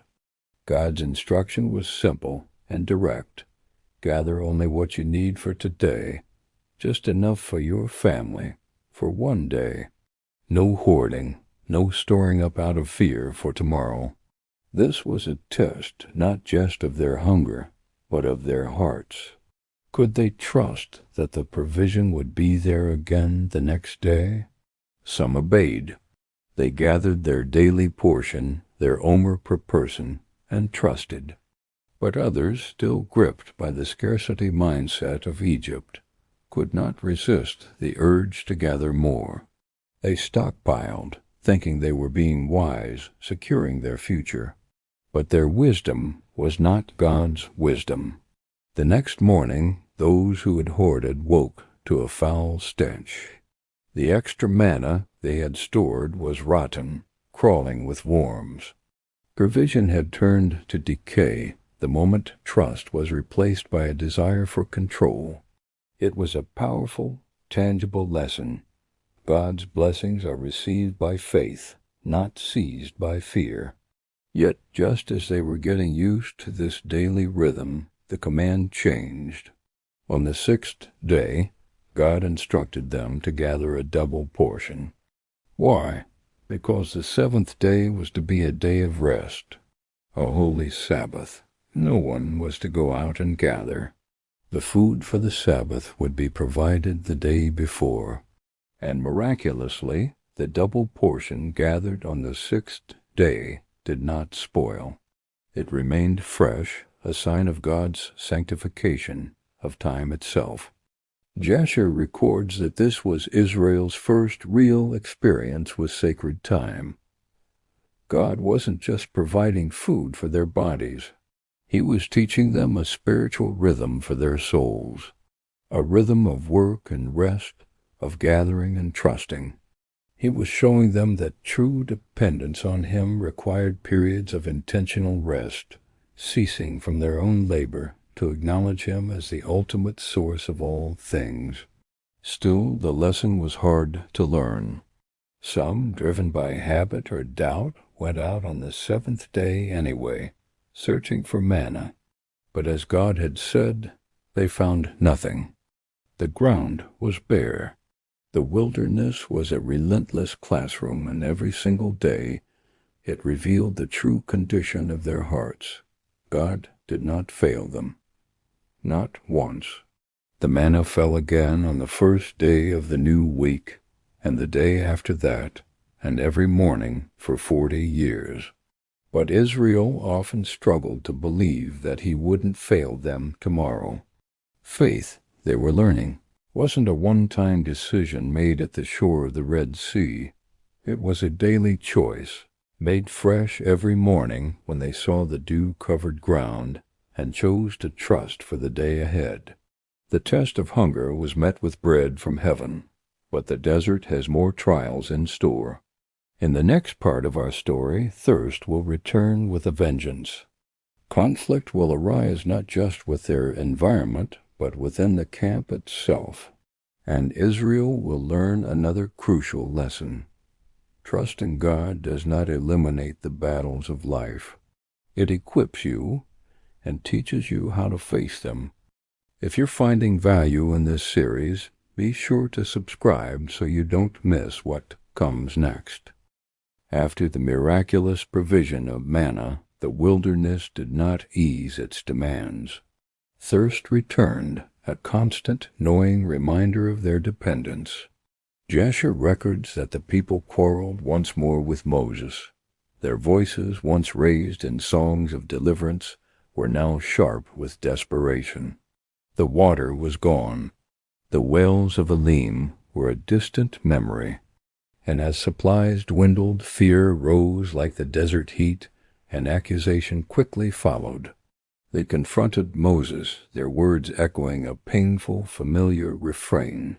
Why did you bring us out of Egypt to kill us, and our children, and our livestock with thirst? This question revealed far more than just a physical need. It exposed a deep-seated mistrust, a spiritual amnesia that forgot the plagues, the Passover and the parting of the Red Sea. It was a cry that questioned the very nature of their rescuer. Had God saved them from Pharaoh only to abandon them to the elements? In the face of this rebellion, Moses cried out again. But this time his plea was not directed at the people. He turned away from their accusations and lifted his voice to God. He laid the people's bitterness and his own burden at the feet of the Almighty. And God, ever faithful, answered not with anger, but with instruction. The command was simple, yet profound. Go on ahead of the people. Take some of the elders of Israel with you, and take in your hand the staff with which you struck the Nile. You will strike the rock at Horeb. This was not to be a private miracle. God commanded Moses to perform this act before the elders, before the people, so that all would see, without a shadow of a doubt, where their provision truly came from. It wasn't from Moses' leadership or their own resourcefulness. It was from the hand of God alone. So Moses obeyed. In the sight of the elders of Israel, he walked to the designated rock at Horeb. He lifted the staff that had brought judgment upon Egypt, and he struck the stone.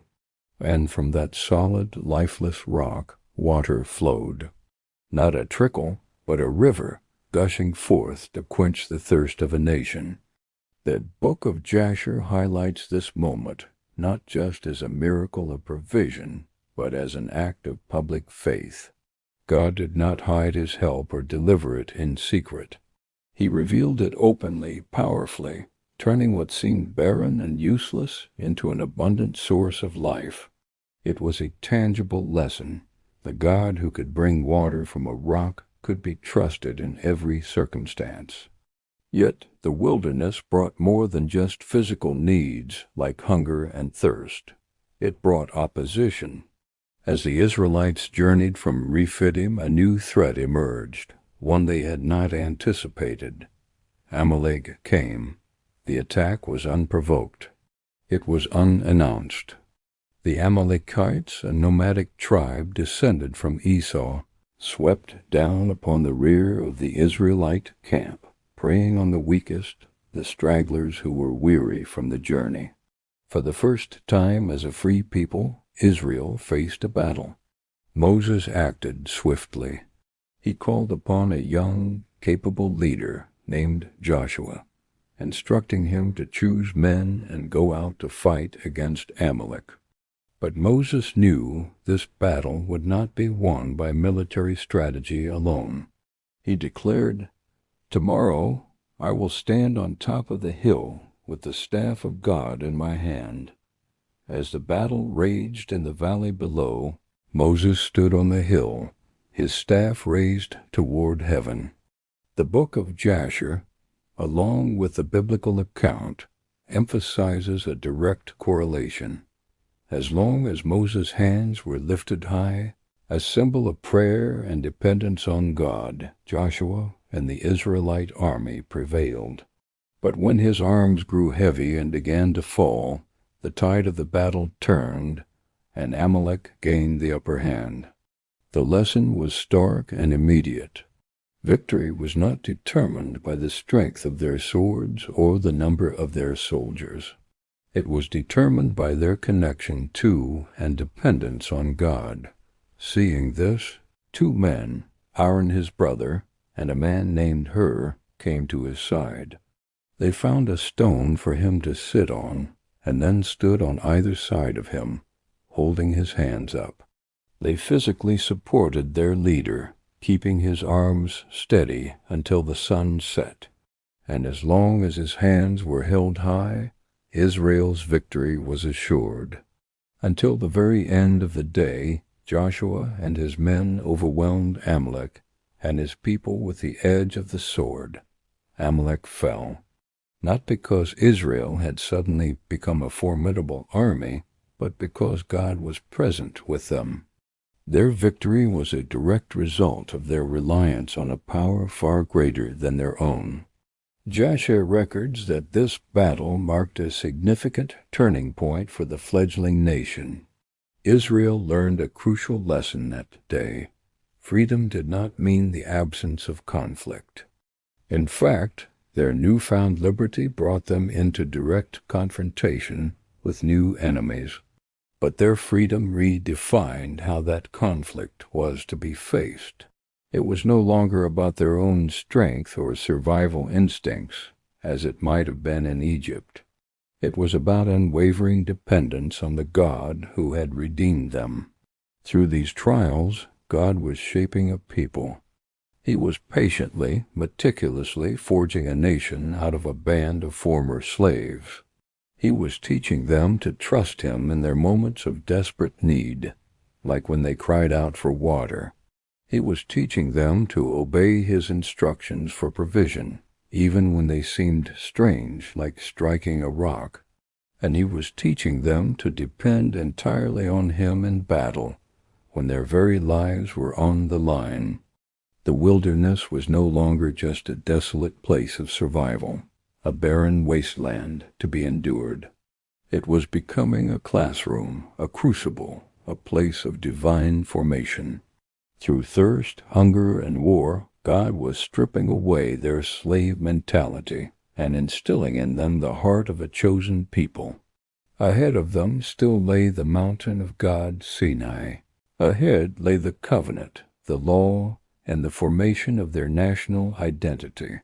They were learning, step by painful step, what it meant to be defined not as slaves who had escaped Egypt, but as a people uniquely chosen, sustained, and led by God Himself. This was the true beginning of their journey. If this story has resonated with you, please consider liking this video and subscribing to our channel for more deep dives into these ancient texts. We continue our journey through the Book of Jasher. After the trials of the wilderness, Israel did not arrive at a grand city or a sheltering oasis.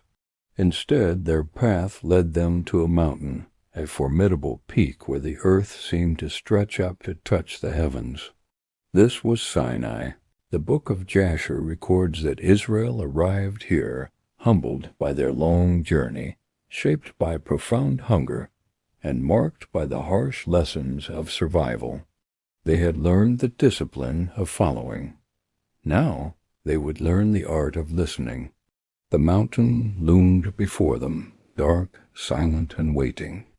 Moses ascended, not as a conqueror planting a flag, but as a humble servant called upward into the divine presence. The Book of Jasher emphasizes the significant distance between God and the people at this early stage. Israel had been freed from their chains, but they were not yet prepared for the closeness, the intimacy of a relationship with their Creator. So boundaries were set. Lines were drawn in the sand at the foot of the mountain. Holiness, they were learning, required order and reverence. Then the mountain shook.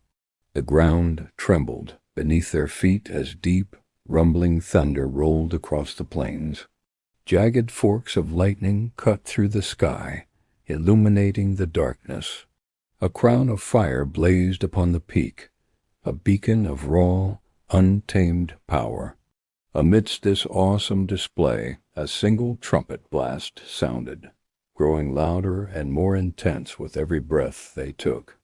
The Book of Jasher vividly describes the people's reaction. They trembled. This was not the silent, carved god of Egypt's pantheon. This was a living, breathing, all-powerful presence. And then God descended. Not quietly, not subtly, but visibly, audibly, and with overwhelming power. Smoke billowed from the mountain, as if from a colossal furnace. The very ground quaked, and the people instinctively fell back. A profound fear seized them. It wasn't the fear of punishment or retribution, but the overwhelming fear of proximity. God was near, terrifyingly near, and they felt utterly unprepared for such an encounter. In this critical moment, Moses stood as a bridge between the divine and the mortal. He was the mediator, the voice, the connection between a holy God and a fearful people. The Book of Jasher makes it clear that Sinai was not merely a place for receiving laws. It was a place of divine revelation. God was not only commanding obedience, He was revealing His very nature, His power, His holiness, His majesty. The experience was too much for the people. Overcome with awe and terror, they begged Moses to be their intermediary. "Let not God speak to us," they pleaded, "lest we die." For them, at that moment, distance felt far safer than intimacy. As we continue our journey through the Book of Jasher, we find ourselves at the foot of a mountain ablaze with divine fire. Below, the nation of Israel waits, a sea of anxious faces turned upward. And then, from the heart of the inferno, God speaks.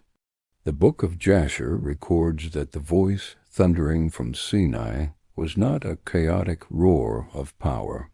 It was deliberate, articulate. Each word carried immense weight, not as a restriction, but as the very foundation of a new covenant. The first words were not a command, but a declaration of relationship. I am the Lord your God, who brought you out of Egypt. Think about that sequence. Before any command, there was a reminder of their shared history. Before God asked for obedience, he affirmed the relationship he had already established. Jasher emphasizes this order with great care. God did not introduce himself primarily as a lawgiver, but as their deliverer. What was about to follow was not a new form of bondage. It was the framework for their identity as a free people. Then came the words that would shape a nation and influence the world for millennia. You shall have no other gods before me. The command was clear, cutting through the polytheistic haze of the ancient world. Israel's allegiance was to be singular, their worship undivided. This wasn't about a jealous deity demanding exclusivity. It was about protecting them from the destructive and empty promises of idols. Next, you shall not make for yourself a carved image. This went deeper than just forbidding statues of stone or wood. It was a prohibition against reducing the infinite, invisible Creator into a finite, controllable object. An idol gives humanity power over its God. The God of Israel was to be known, not managed. He is the one who shapes his people, not the other way around. Then the instruction to protect the sanctity of his name. You shall not take the name of the Lord your God in vain. This is far more than just a rule against casual cursing. It's about how you represent God in the world. To carry his name meant to live in a way that brought honor, not disgrace, to it. It was a call to live with integrity, where one's words and actions reflected the character of the one they served. From there, the rhythm of life itself was sanctified. A day was to be set apart, a time for rest and remembrance. The Sabbath was not a burden, but a gift, a weekly reminder that their value was not in their productivity, but in their relationship with their Creator. It was a revolutionary concept in a world built on endless labor and servitude. It declared that even time itself belongs to God. The commands then turned from their relationship with God to their relationships with each other, starting with the foundational unit of society, the family.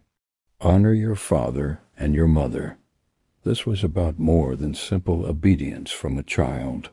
It was about creating a culture of respect that held society together across generations, ensuring that wisdom was passed down and the elderly were cared for. You shall not murder. Life, created in God's image, was declared sacred.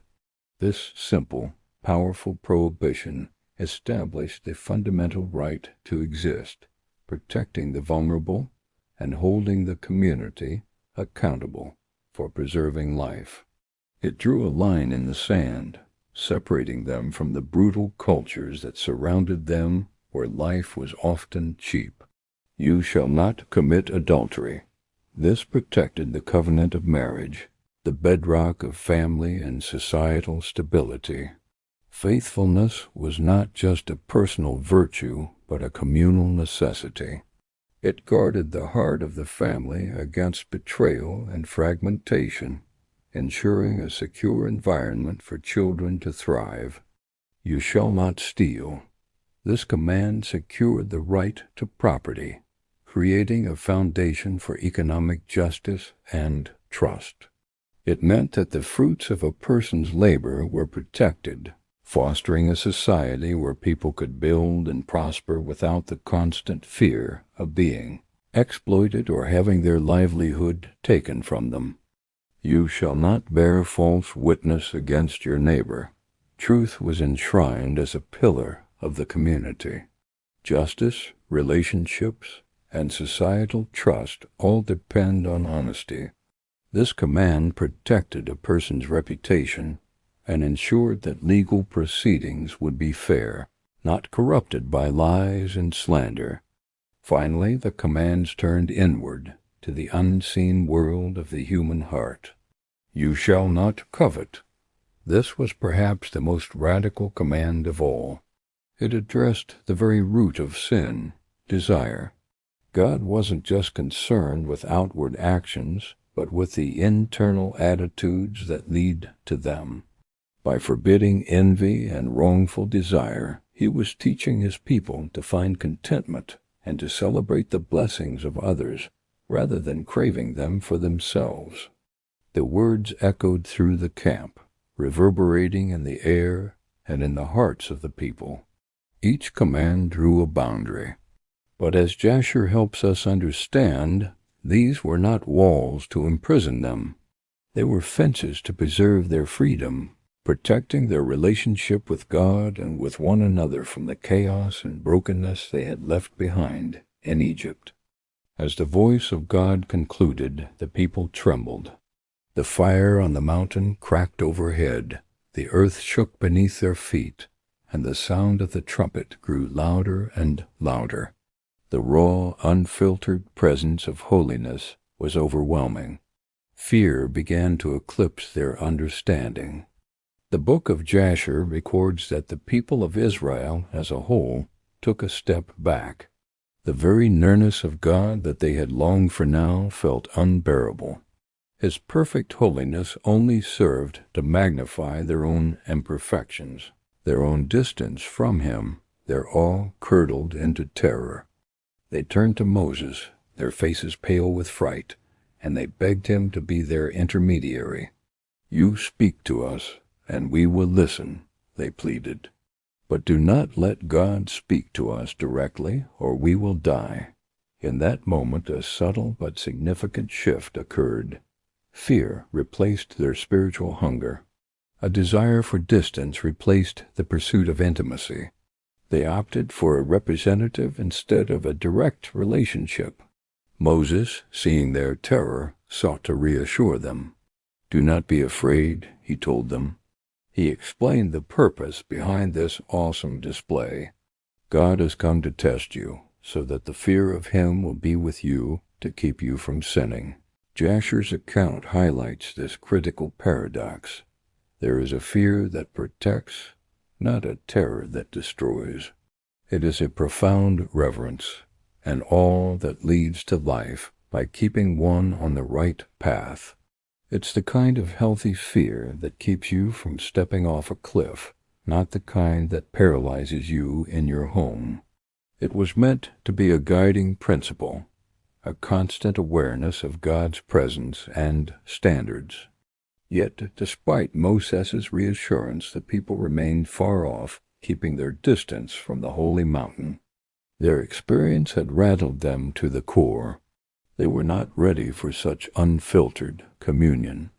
So while the people stood back in the safety of the distance they had chosen, Moses drew near. He alone walked forward, ascending the mountain and disappearing into the thick, swirling darkness where God was. And here we pause. In the next part of our story, we will see how this distance plays out. While Moses communes with God in the darkness, the people below will be tested by his absence. Their patience will wear thin, and their loyalty will be challenged. They will face a critical choice: to wait in faith for the leader who has entered the cloud, or to turn back to the familiar, tangible gods they once knew. The seeds of rebellion are sown in the soil of fear. We continue our journey through the Book of Jasher, returning to the foot of Mount Sinai. Moses remained on the mountain, enveloped in the divine presence, but down below, a different kind of fire was stirring. The fire of Sinai still burned on the peak, a constant, visible reminder of God's power. Yet as time stretched on, the waiting began to test the very soul of the people. 40 days is a long time to wait, especially when the silence feels louder than the thunder that preceded it. The Book of Jasher vividly describes how days bled into weeks, and a creeping uncertainty filled the camp. The God who had just spoken with such earth-shattering power now felt distant, almost abstract. And the mediator, Moses, the man who had ascended into that divine fire on their behalf, had not returned. Fear began to morph, shedding its skin of terror and taking on a new, more insidious form, impatience. The people, restless and anxious, gathered before Aaron. Their demand was startling in its directness. Make us a God who will go before us. It's crucial to understand their mindset, as detailed in Jasher. They weren't necessarily denying the Lord who had delivered them from Egypt. Instead, they were craving a tangible, visible representation of divine power. They wanted a God they could see, something to rally around, something that felt more immediate than the unseen presence on the mountaintop. They had grown accustomed to the idols of Egypt, to gods carved from wood and stone. The abstract nature of their new faith was a strain. Jasher is clear on this point. Impatience always seeks substitutes. When faith in the unseen wavers, people rush to create something they can control. And so the call went out. Gold was collected, earrings, jewelry, the very spoils of their liberation from Egypt. A fire was kindled, not the divine fire of the mountain, but a man-made fire in the valley. And from this fire a golden calf emerged, a molten image shaped by human hands, tragically reflecting the familiar idolatry they had just left behind. A celebration was declared. Tomorrow is a feast to the Lord, they proclaimed, attempting to blend their old ways with their new covenant. They danced, they sang, they made offerings. They created a spectacle of worship, a festival of their own design. But the true presence was absent. While the people reveled around their golden idol, a different conversation was happening on the mountain. God spoke to Moses, his words sharp and direct. Go down, for your people, whom you brought out of Egypt, have corrupted themselves. They have been quick to turn away from what I commanded them. Imagine the weight of those words on Moses. He descended from the mountain, his arms heavy with the 2 tablets of the testimony, stone slabs inscribed by the very finger of God. As he neared the camp, the sounds of celebration reached him. But it wasn't the sound of a victorious people praising God. It was the chaotic noise of revelry. And then he saw it, the golden calf, the center of their worship, the symbol of their profound betrayal. A holy anger burned within him, a righteous fury mirroring God's own. In that moment of intense grief and anger, he threw the tablets to the ground, and they shattered at the foot of the mountain. Jasher emphasizes this act not merely as the loss of a set of laws, but as the visible symbol of a broken covenant. What God had given in perfect holiness was met with impatient, reckless idolatry. The relationship itself was fractured. Standing at the gate of the now defiled camp, Moses issued a powerful challenge, a line drawn in the sand. His voice cut through the noise. Who is on the Lord's side? Let him come to me. This call was a moment of reckoning, cleaving the camp in 2. The sons of Levi, his own tribe, rallied to him, choosing loyalty to God over the comfort of the crowd. What followed was a swift and terrible judgment. The consequences were severe, a painful but necessary purification of the camp. Repentance came through immense grief, as the people were forced to confront the magnitude of their sin. But judgment was not the final word. intercession followed. Moses, the faithful mediator, returned to the mountain. He went back into the presence of the God whose covenant had been so flagrantly violated, and he pleaded for the people. His prayer, as recorded, is one of the most selfless acts in all of Scripture. "Oh, this people have committed a great sin. But now, if you will forgive their sin, but if not, I pray, blot me out of your book that you have written." Jasher powerfully highlights the heart of a true mediator, one who is willing to stand in the gap, to take the punishment upon himself, to bear the ultimate cost of reconciliation. And in response to this incredible intercession, God relented. He showed mercy, not because the sin was insignificant or because he simply ignored it, but because mercy triumphed through the plea of a righteous mediator. The covenant, though shattered, would be restored. God promised that his presence would continue with them on their journey to the promised land. A new set of tablets would be carved. The journey forward was now possible. But the people would never forget the lesson of the golden calf. The events at Sinai marked the nation of Israel forever. They learned that freedom requires patience. They learned that faith requires waiting on God's timing, not forcing our own. And they learned that true proximity to God demands a trust that goes far beyond what our eyes can see. They had witnessed unimaginable glory on the mountain. In a moment of weakness, they had chosen a cheap substitute. And through it all, they had learned that the God who saves with a mighty hand is also the God who demands absolute loyalty. Their journey would continue, no longer in innocence, but now shaped by divine law, guided by a persistent holy presence, and sustained by an ever-present undeserved mercy.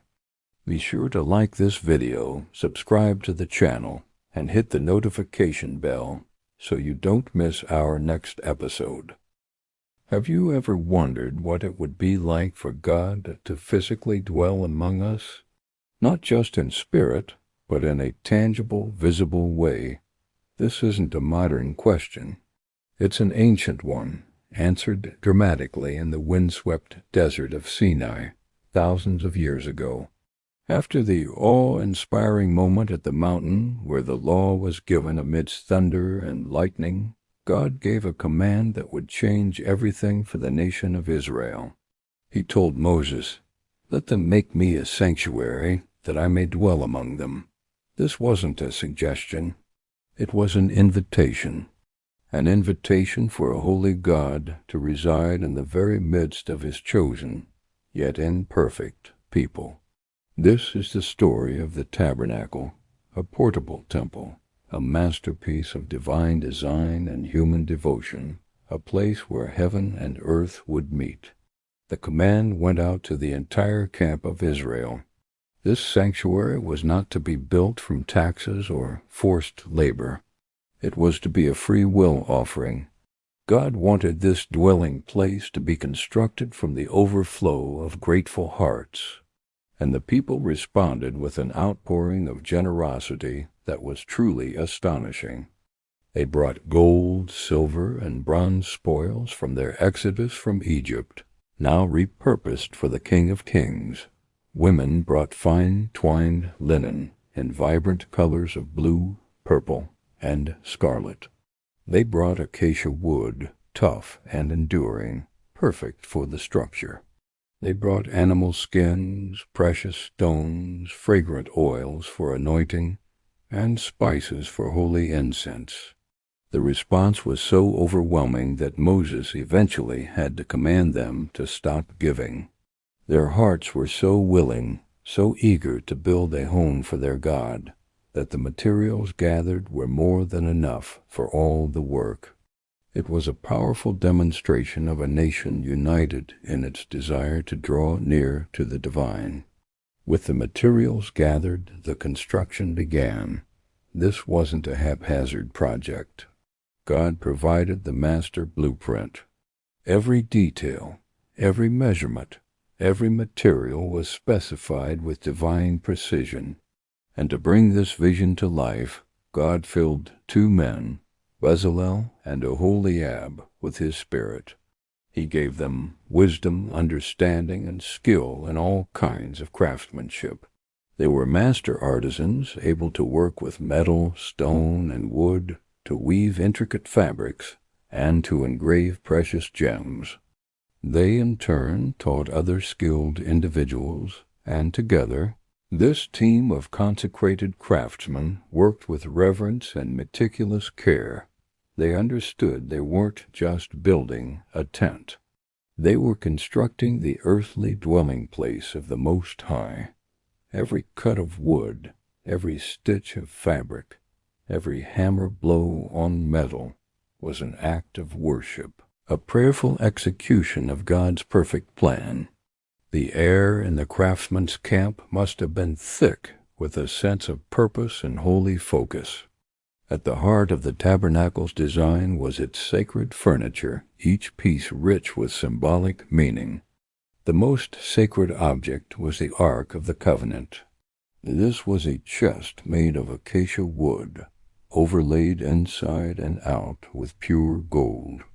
Inside it would hold the stone tablets of the 10 Commandments, a pot of manna, and Aaron's rod that had budded all symbols of God's covenant and provision. Resting on top of the ark was the mercy seat, a solid gold lid with 2 cherubim, angelic beings, facing each other with their wings outstretched, overshadowing the seat. It was from between these cherubim that God promised to speak to Moses. This was the very throne of God on earth, the point of contact between the holy and the human. The tabernacle was divided into 2 main sections by a thick, beautifully woven veil. The outer room, called the Holy Place, contained 3 key items. On one side stood the golden lampstand, the menorah. It was hammered from a single talent of pure gold, with 7 branches, representing a tree of light. Its lamps were to be kept burning continually, a constant source of light in the windowless chamber, symbolizing God as the light of his people. Opposite the lampstand was the table of showbread. On this gold-overlaid table, 12 loaves of bread were placed every Sabbath, representing the 12 tribes of Israel in constant fellowship with God. And just before the veil stood the altar of incense. Here, a special blend of fragrant spices was burned morning and evening, the smoke rising up as a symbol of the people's prayers ascending to God. Beyond the veil was the most holy place, or the Holy of Holies. This was the inner sanctum, a perfect cube, where only the Ark of the Covenant resided. Only the high priest could enter this space, and only once a year on the Day of Atonement, to make atonement for the sins of the nation. The profound holiness of this chamber underscored the immense gulf between a sinful people and a perfectly holy God, and the need for a mediator.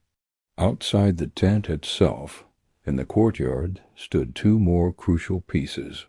First was the brazen altar, the altar of burnt offering.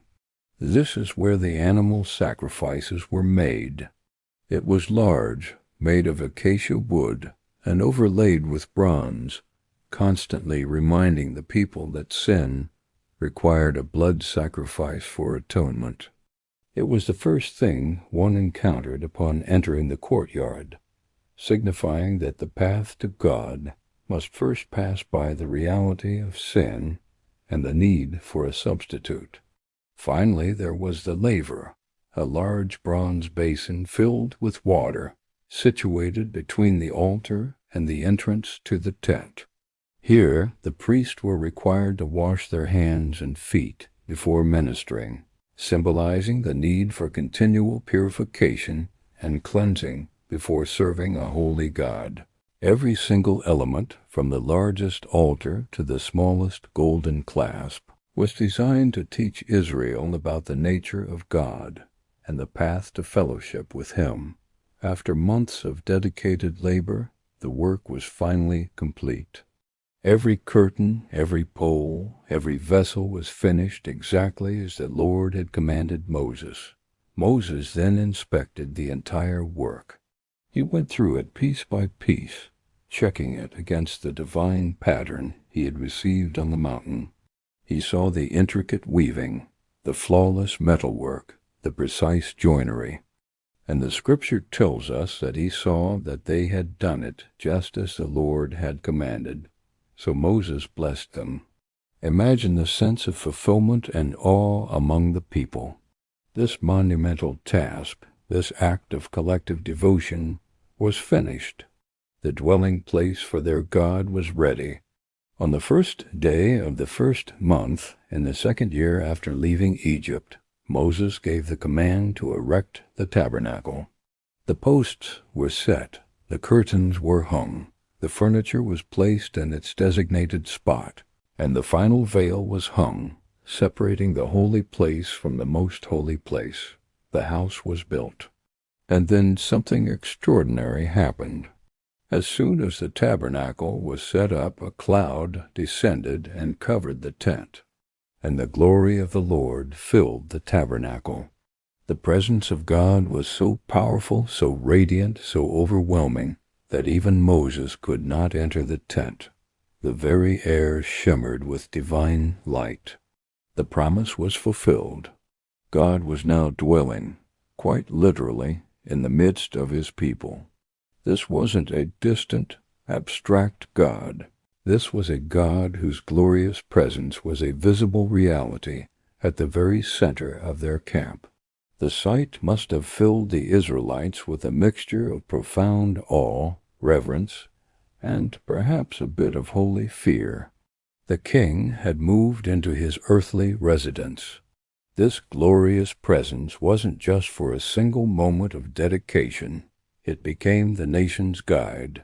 From that day forward, the cloud of the Lord was on the tabernacle by day, and a pillar of fire was in the cloud by night, visible to all of Israel. When the cloud lifted from the tent, it was the signal for the people to break camp and continue their journey. When the cloud settled, they were to stop and make camp.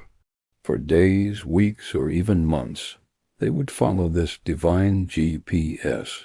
Whether it was day or night, the presence of God was their constant companion and their unerring guide through the vast and treacherous wilderness.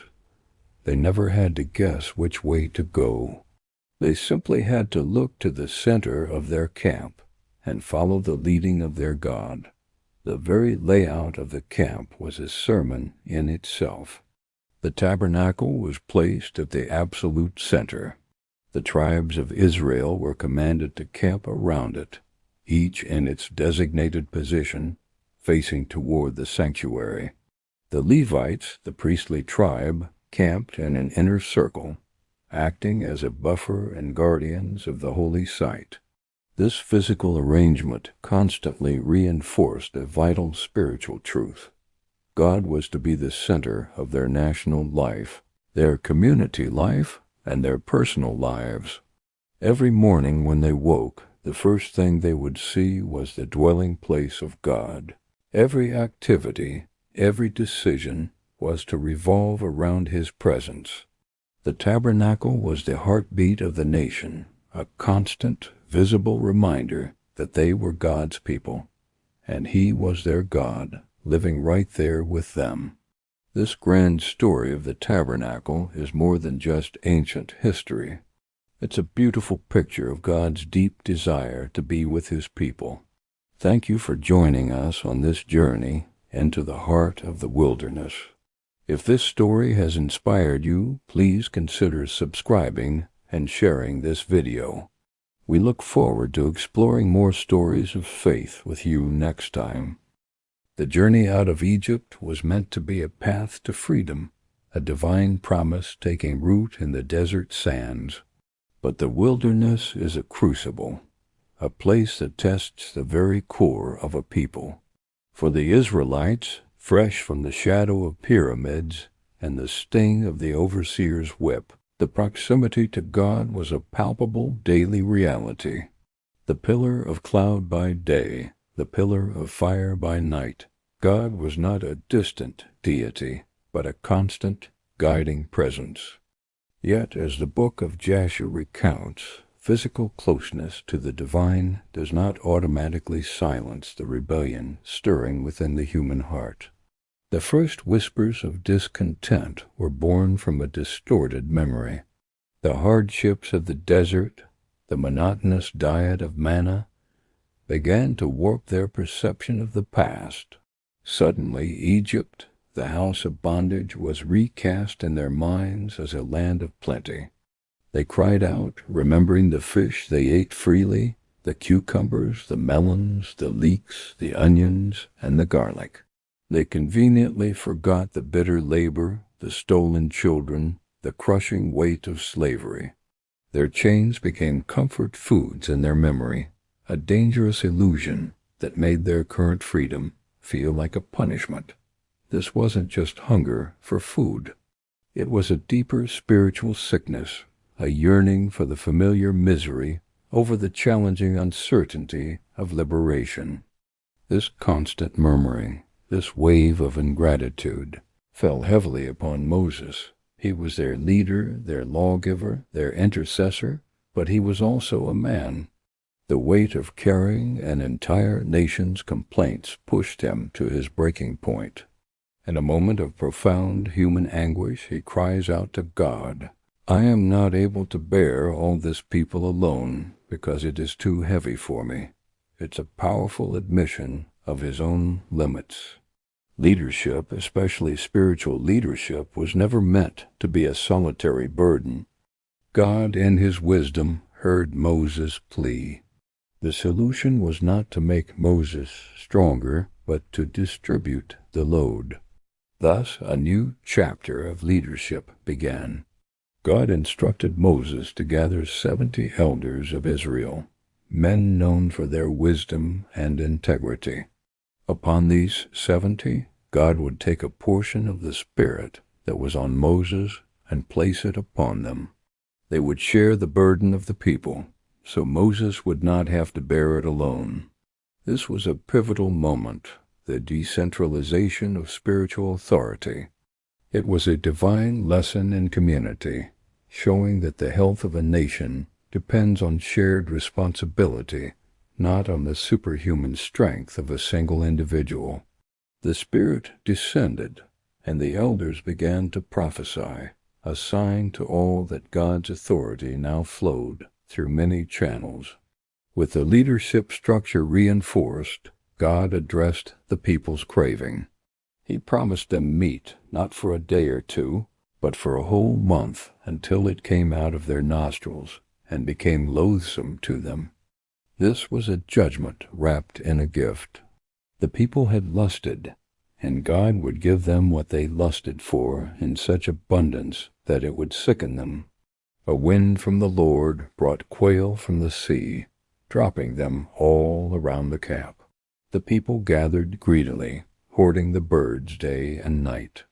But while the meat was still between their teeth, before it was even chewed, the wrath of the Lord was kindled. A great plague broke out, striking down those who had indulged their gluttony.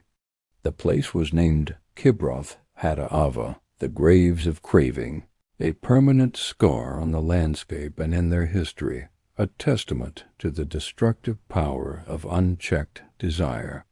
The challenges, however, were far from over. The rebellion of the people had been a slow, simmering discontent. What came next was a direct, calculated assault on the very foundation of the authority established by God. Korah, a man of the tribe of Levi, a cousin to Moses and Aaron, rose up. He was not a fringe outcast. He was an insider, a man of status and lineage, and he was not alone. He gathered Dathan and Abiram, leaders from the tribe of Reuben, and 250 other princes of the assembly, famous in the congregation, men of renown. Korah's argument was cunning, a masterpiece of spiritual manipulation. He approached Moses and Aaron and declared, "You take too much upon yourselves, for all the congregation is holy, every one of them, and the Lord is among them. Why then do you lift yourselves up above the assembly of the Lord?" On the surface it sounded righteous. He used the language of piety, asserting the holiness of all people. But beneath this veneer was a toxic cocktail of envy, pride, and ambition. He didn't want shared holiness. He wanted the unique authority that God had given to Moses and Aaron.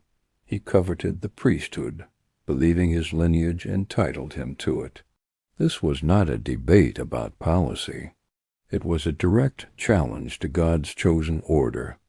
Moses, deeply grieved, understood the gravity of the situation. This was not a matter he could resolve through negotiation. He fell on his face, once again turning to God as the ultimate arbiter.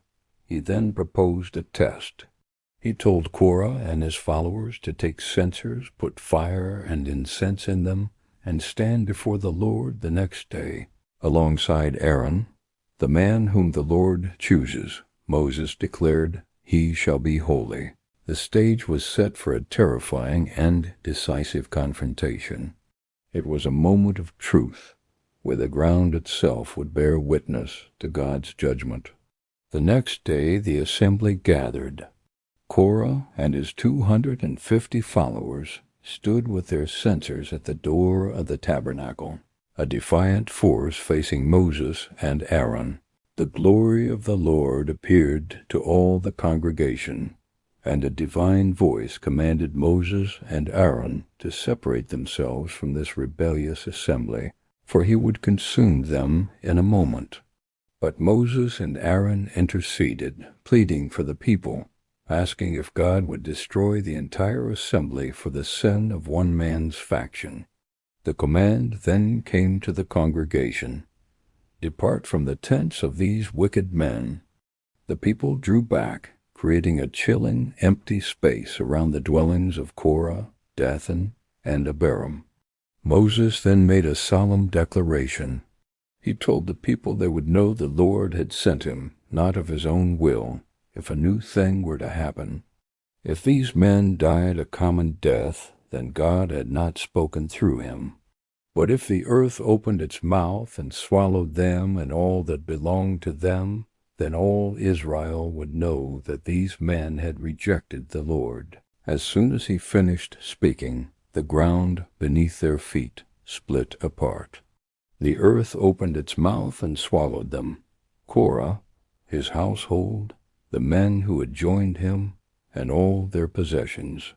They went down alive into the pit, and the earth closed over them. They perished from among the assembly. A terrified cry went up from all of Israel as they fled, fearing the earth would swallow them too. At the same moment, a fire came out from the Lord and consumed the 250 men who had offered the incense, their censers falling to the ground. The rebellion was over. The judgment was swift, absolute, and terrifying. It was a visceral, unforgettable lesson etched into the memory of the survivors. Proximity to God, they learned, is not a guarantee of safety, but a call to holiness. Leadership is a divine appointment, not a political prize to be won. And rebellion, born from envy and pride, leads only to destruction. The wilderness journey continued, but the graves of craving and the chasm that swallowed Korah served as permanent silent warnings along the path to the promised land. Thank you for watching. If you found this reflection meaningful, please like, share, and subscribe for more stories from our shared spiritual heritage. Imagine this: you're standing on the brink of a promise, a land flowing with milk and honey, a future you've dreamed of for your entire life. God's presence is so real you can almost taste it. Yet, when the moment comes to step forward, a wave of fear paralyzes you. This isn't just a story. It's the critical turning point for an entire nation, a moment captured in the ancient Book of Jasher and the biblical narrative, where faith and fear collide with world-changing consequences. We are at the edge of the promised land, Canaan. The Israelites, having escaped slavery in Egypt and witnessed miracle after miracle, are finally here. Moses, their leader, chooses 12 spies, one from each tribe, to scout out the land. Their mission is simple: see what the land is like, who lives there, and bring back a report.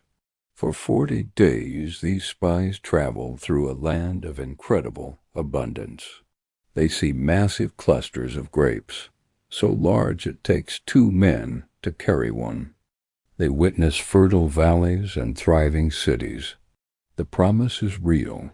It's better than they could have ever imagined. They return to the camp, their arms full of the land's bounty. The report starts on a high note. Yes, the land flows with milk and honey, and this is its fruit. You can feel the excitement ripple through the crowd. This is it. But then comes one of the most faith-shattering words in history. Nevertheless, the people who dwell in the land are strong. The cities are fortified and very large. And moreover, we saw the descendants of Anak there, giants. The spies, except for 2 brave souls, Caleb and Joshua, paint a picture of doom. They describe themselves as grasshoppers in the sight of these towering inhabitants. Their report shifts from one of promise to one of impossibility. The fear is contagious. It spreads like wildfire through the camp of over 1 million people. All night long the sound of weeping fills the desert air. They cry out, "If only we had died in Egypt, or in this wilderness." They forget God's power that split the Red Sea. They forget the plagues that humbled the most powerful empire on earth. They forget the pillar of fire and cloud that guided them day and night. In their terror, they turn on Moses and Aaron, even suggesting they choose a new leader to take them back to slavery in Egypt. It's a full-blown rebellion, born from a report tainted by fear. Caleb and Joshua try to rally the people.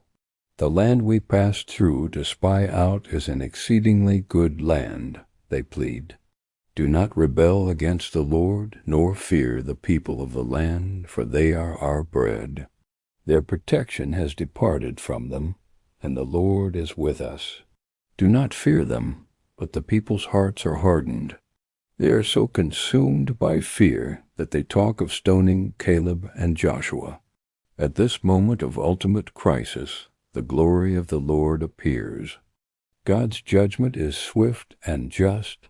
He declares that this generation, the one that saw his glory and his signs, yet refused to trust him, will not enter the promised land.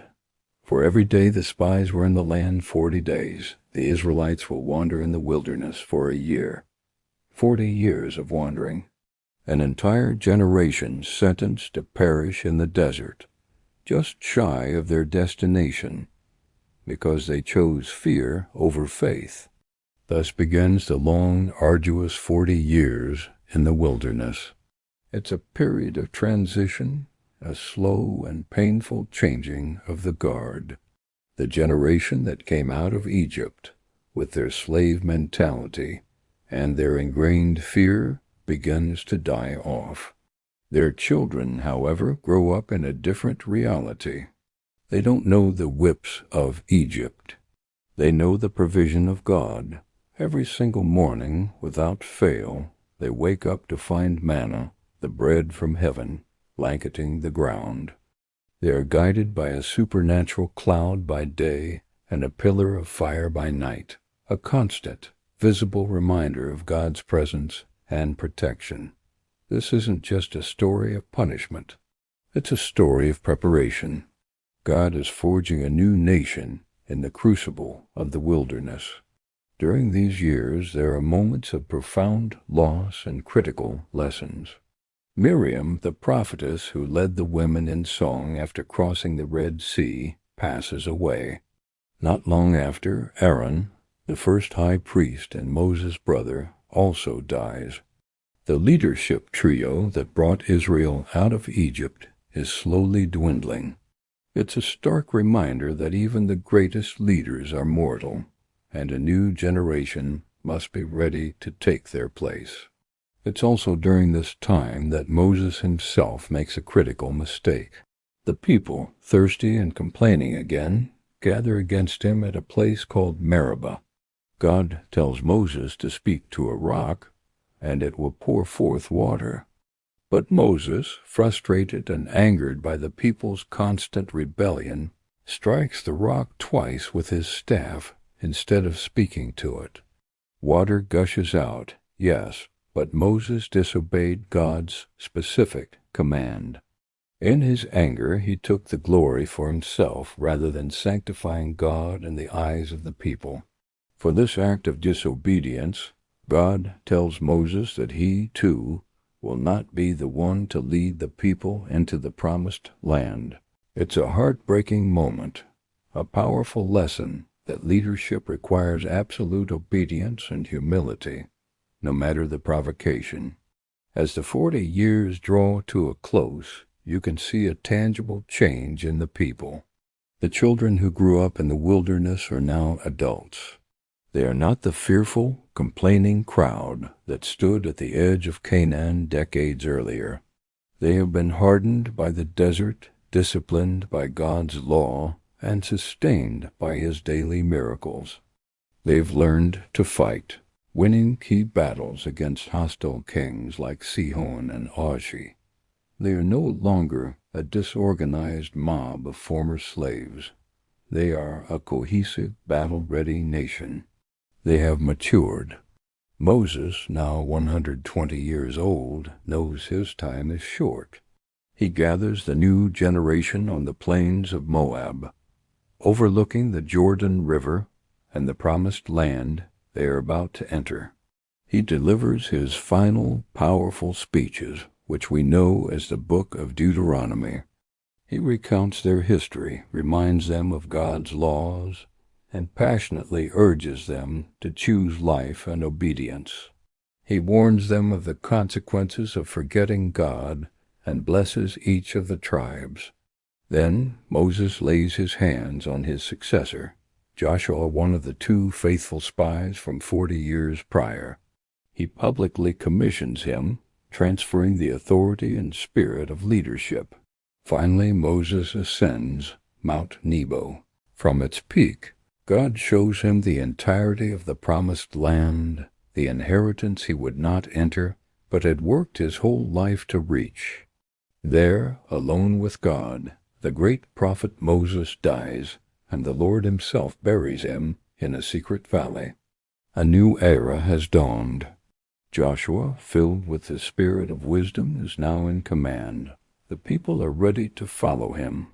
What a transformation! They went from a people who wanted to stone their leaders and return to slavery, to a unified nation ready to conquer a land filled with giants. The journey through the wilderness was not just a punishment. It was a necessary process. It was God's way of stripping away the fear, the doubt, and the slave mentality of the old generation and raising up a new one, a generation that learned to walk by faith, to depend on God daily, and to trust His promises above their own fears. They were finally ready not just to enter the land, but to possess it as the nation God always intended them to be. Their story serves as a powerful reminder for us all. The wilderness periods of our lives, the times of wandering and waiting, are often the very places where God prepares us for our promise. Thank you so much for watching. If this story of transformation resonated with you, please hit that like button, subscribe to the channel, and share it with someone who might need to hear it. Let us know in the comments what part of this journey stood out to you the most. We'll see you in the next video. 40 years had passed. The wilderness that once echoed with complaint now echoed with quiet expectation. The generation that left Egypt had fallen in the sand. Before the people stood the land sworn to Abraham, Isaac, and Jacob. Behind them stood the memory of miracles. And at the center of this moment stood Moses, the servant of the Lord, the lawgiver, the shepherd of a nation. He had stretched out his rod over the sea. He had ascended the mountain wrapped in fire. He had pleaded for mercy when wrath burned hot, yet he would not cross the Jordan. Moses gathered the tribes. His voice was steady, but time rested upon it. He reminded them of Egypt, of bondage broken. He reminded them of Sinai, of covenant spoken. He reminded them of rebellion and of mercy greater than judgment. He warned them, "When you enter the land, do not forget the Lord." He spoke blessings over each tribe. To Reuben, preservation. To Judah, strength. To Levi, sacred service. To Joseph, fruitfulness. To Benjamin, security. Each tribe received words shaped by calling. Then Moses summoned Joshua. Joshua, son of Nun, faithful spy, quiet servant, steadfast companion. Before all Israel, Moses laid his hands upon him. The authority did not pass through ambition. It passed through obedience. The spirit that rested upon Moses strengthened Joshua. Then the Lord instructed Moses to ascend Mount Nebo. Alone he climbed. From the height, the land unfolded before him. Valleys, rivers, fertile plains. Promise fulfilled within sight, but not under his feet. And there, upon the mountain, Moses died. The Lord buried him in a valley known only to heaven. Israel wept 30 days. The prophet who spoke face to face with God was gone, but covenant remained. After mourning came movement. The Lord spoke to Joshua, "Moses, my servant, is dead. Now arise." The words carried weight. Leadership requires courage when shadows feel large. 3 times Joshua was commanded, "Be strong and courageous," not because fear was absent, but because faith must rise above it. The Jordan River overflowed its banks. It was harvest season. The waters were fierce. Yet the Ark of the Covenant moved first. Priests stepped forward, carrying the presence of God. Their feet touched the water, and the river stopped. The waters rose in a heap upstream. The riverbed dried. Israel crossed, tribe by tribe. Just as the sea parted in the days of Moses, the Jordan parted in the days of Joshua. The same God. A new chapter. 12 stones were taken from the riverbed, a memorial for generations. So when children would ask, "What do these stones mean?" they would hear, "The Lord brought us through." Gilgal became their first camp in the land. There the covenant of circumcision was renewed. There the manna ceased. No longer wilderness wanderers, now inhabitants of promise, Jericho stood fortified. Its walls were high, its gates sealed. No siege engines, no ladders, only obedience. For 6 days Israel marched in silence. On the 7th day they circled 7 times. Trumpets sounded, voices rose, and the walls fell, not by sword alone, but by submission to divine instruction. Fear fell upon the nations. The conquest had begun. Yet victory required purity. When hidden sin entered the camp, defeat followed. Joshua learned quickly. Possession of promise requires obedience to covenant. Through battles and alliances, territory shifted. Kings fell. Strongholds collapsed. Step by step, the land yielded. Years passed. War quieted. The land began to rest. Then Joshua called the tribes for division. not chaos, not conquest without structure, but ordered inheritance. Judah received the south. Ephraim and Manasseh took the hills. Benjamin between giants. Each tribe planted roots in promise. The Levites received no territorial inheritance, for the Lord was their inheritance. Cities of refuge were appointed. Justice balanced with mercy. The tabernacle was established. Worship centralized. Sacrifice ordered. Governance aligned under covenant. Israel was no longer wandering, they were dwelling. No longer surviving, they were establishing. Joshua gathered the people at Shechem. Beneath ancient trees he spoke, "Remember what the Lord has done. From Abraham beyond the river to Egypt, to wilderness, to this land, it was grace that carried them. Choose this day whom you will serve." The people answered, "We will serve the Lord." A stone was set as witness, not to war, but to commitment. Joshua made a covenant with the people that day. Law and worship intertwined, faith and governance united. Israel was established not merely by land, but by allegiance. Moses finished his course. Joshua fulfilled his assignment. One delivered, one positioned, but it was the Lord who established. The Jordan parting, the walls fell, the land rested, the tribes inherited. The covenant endured. Leadership changes.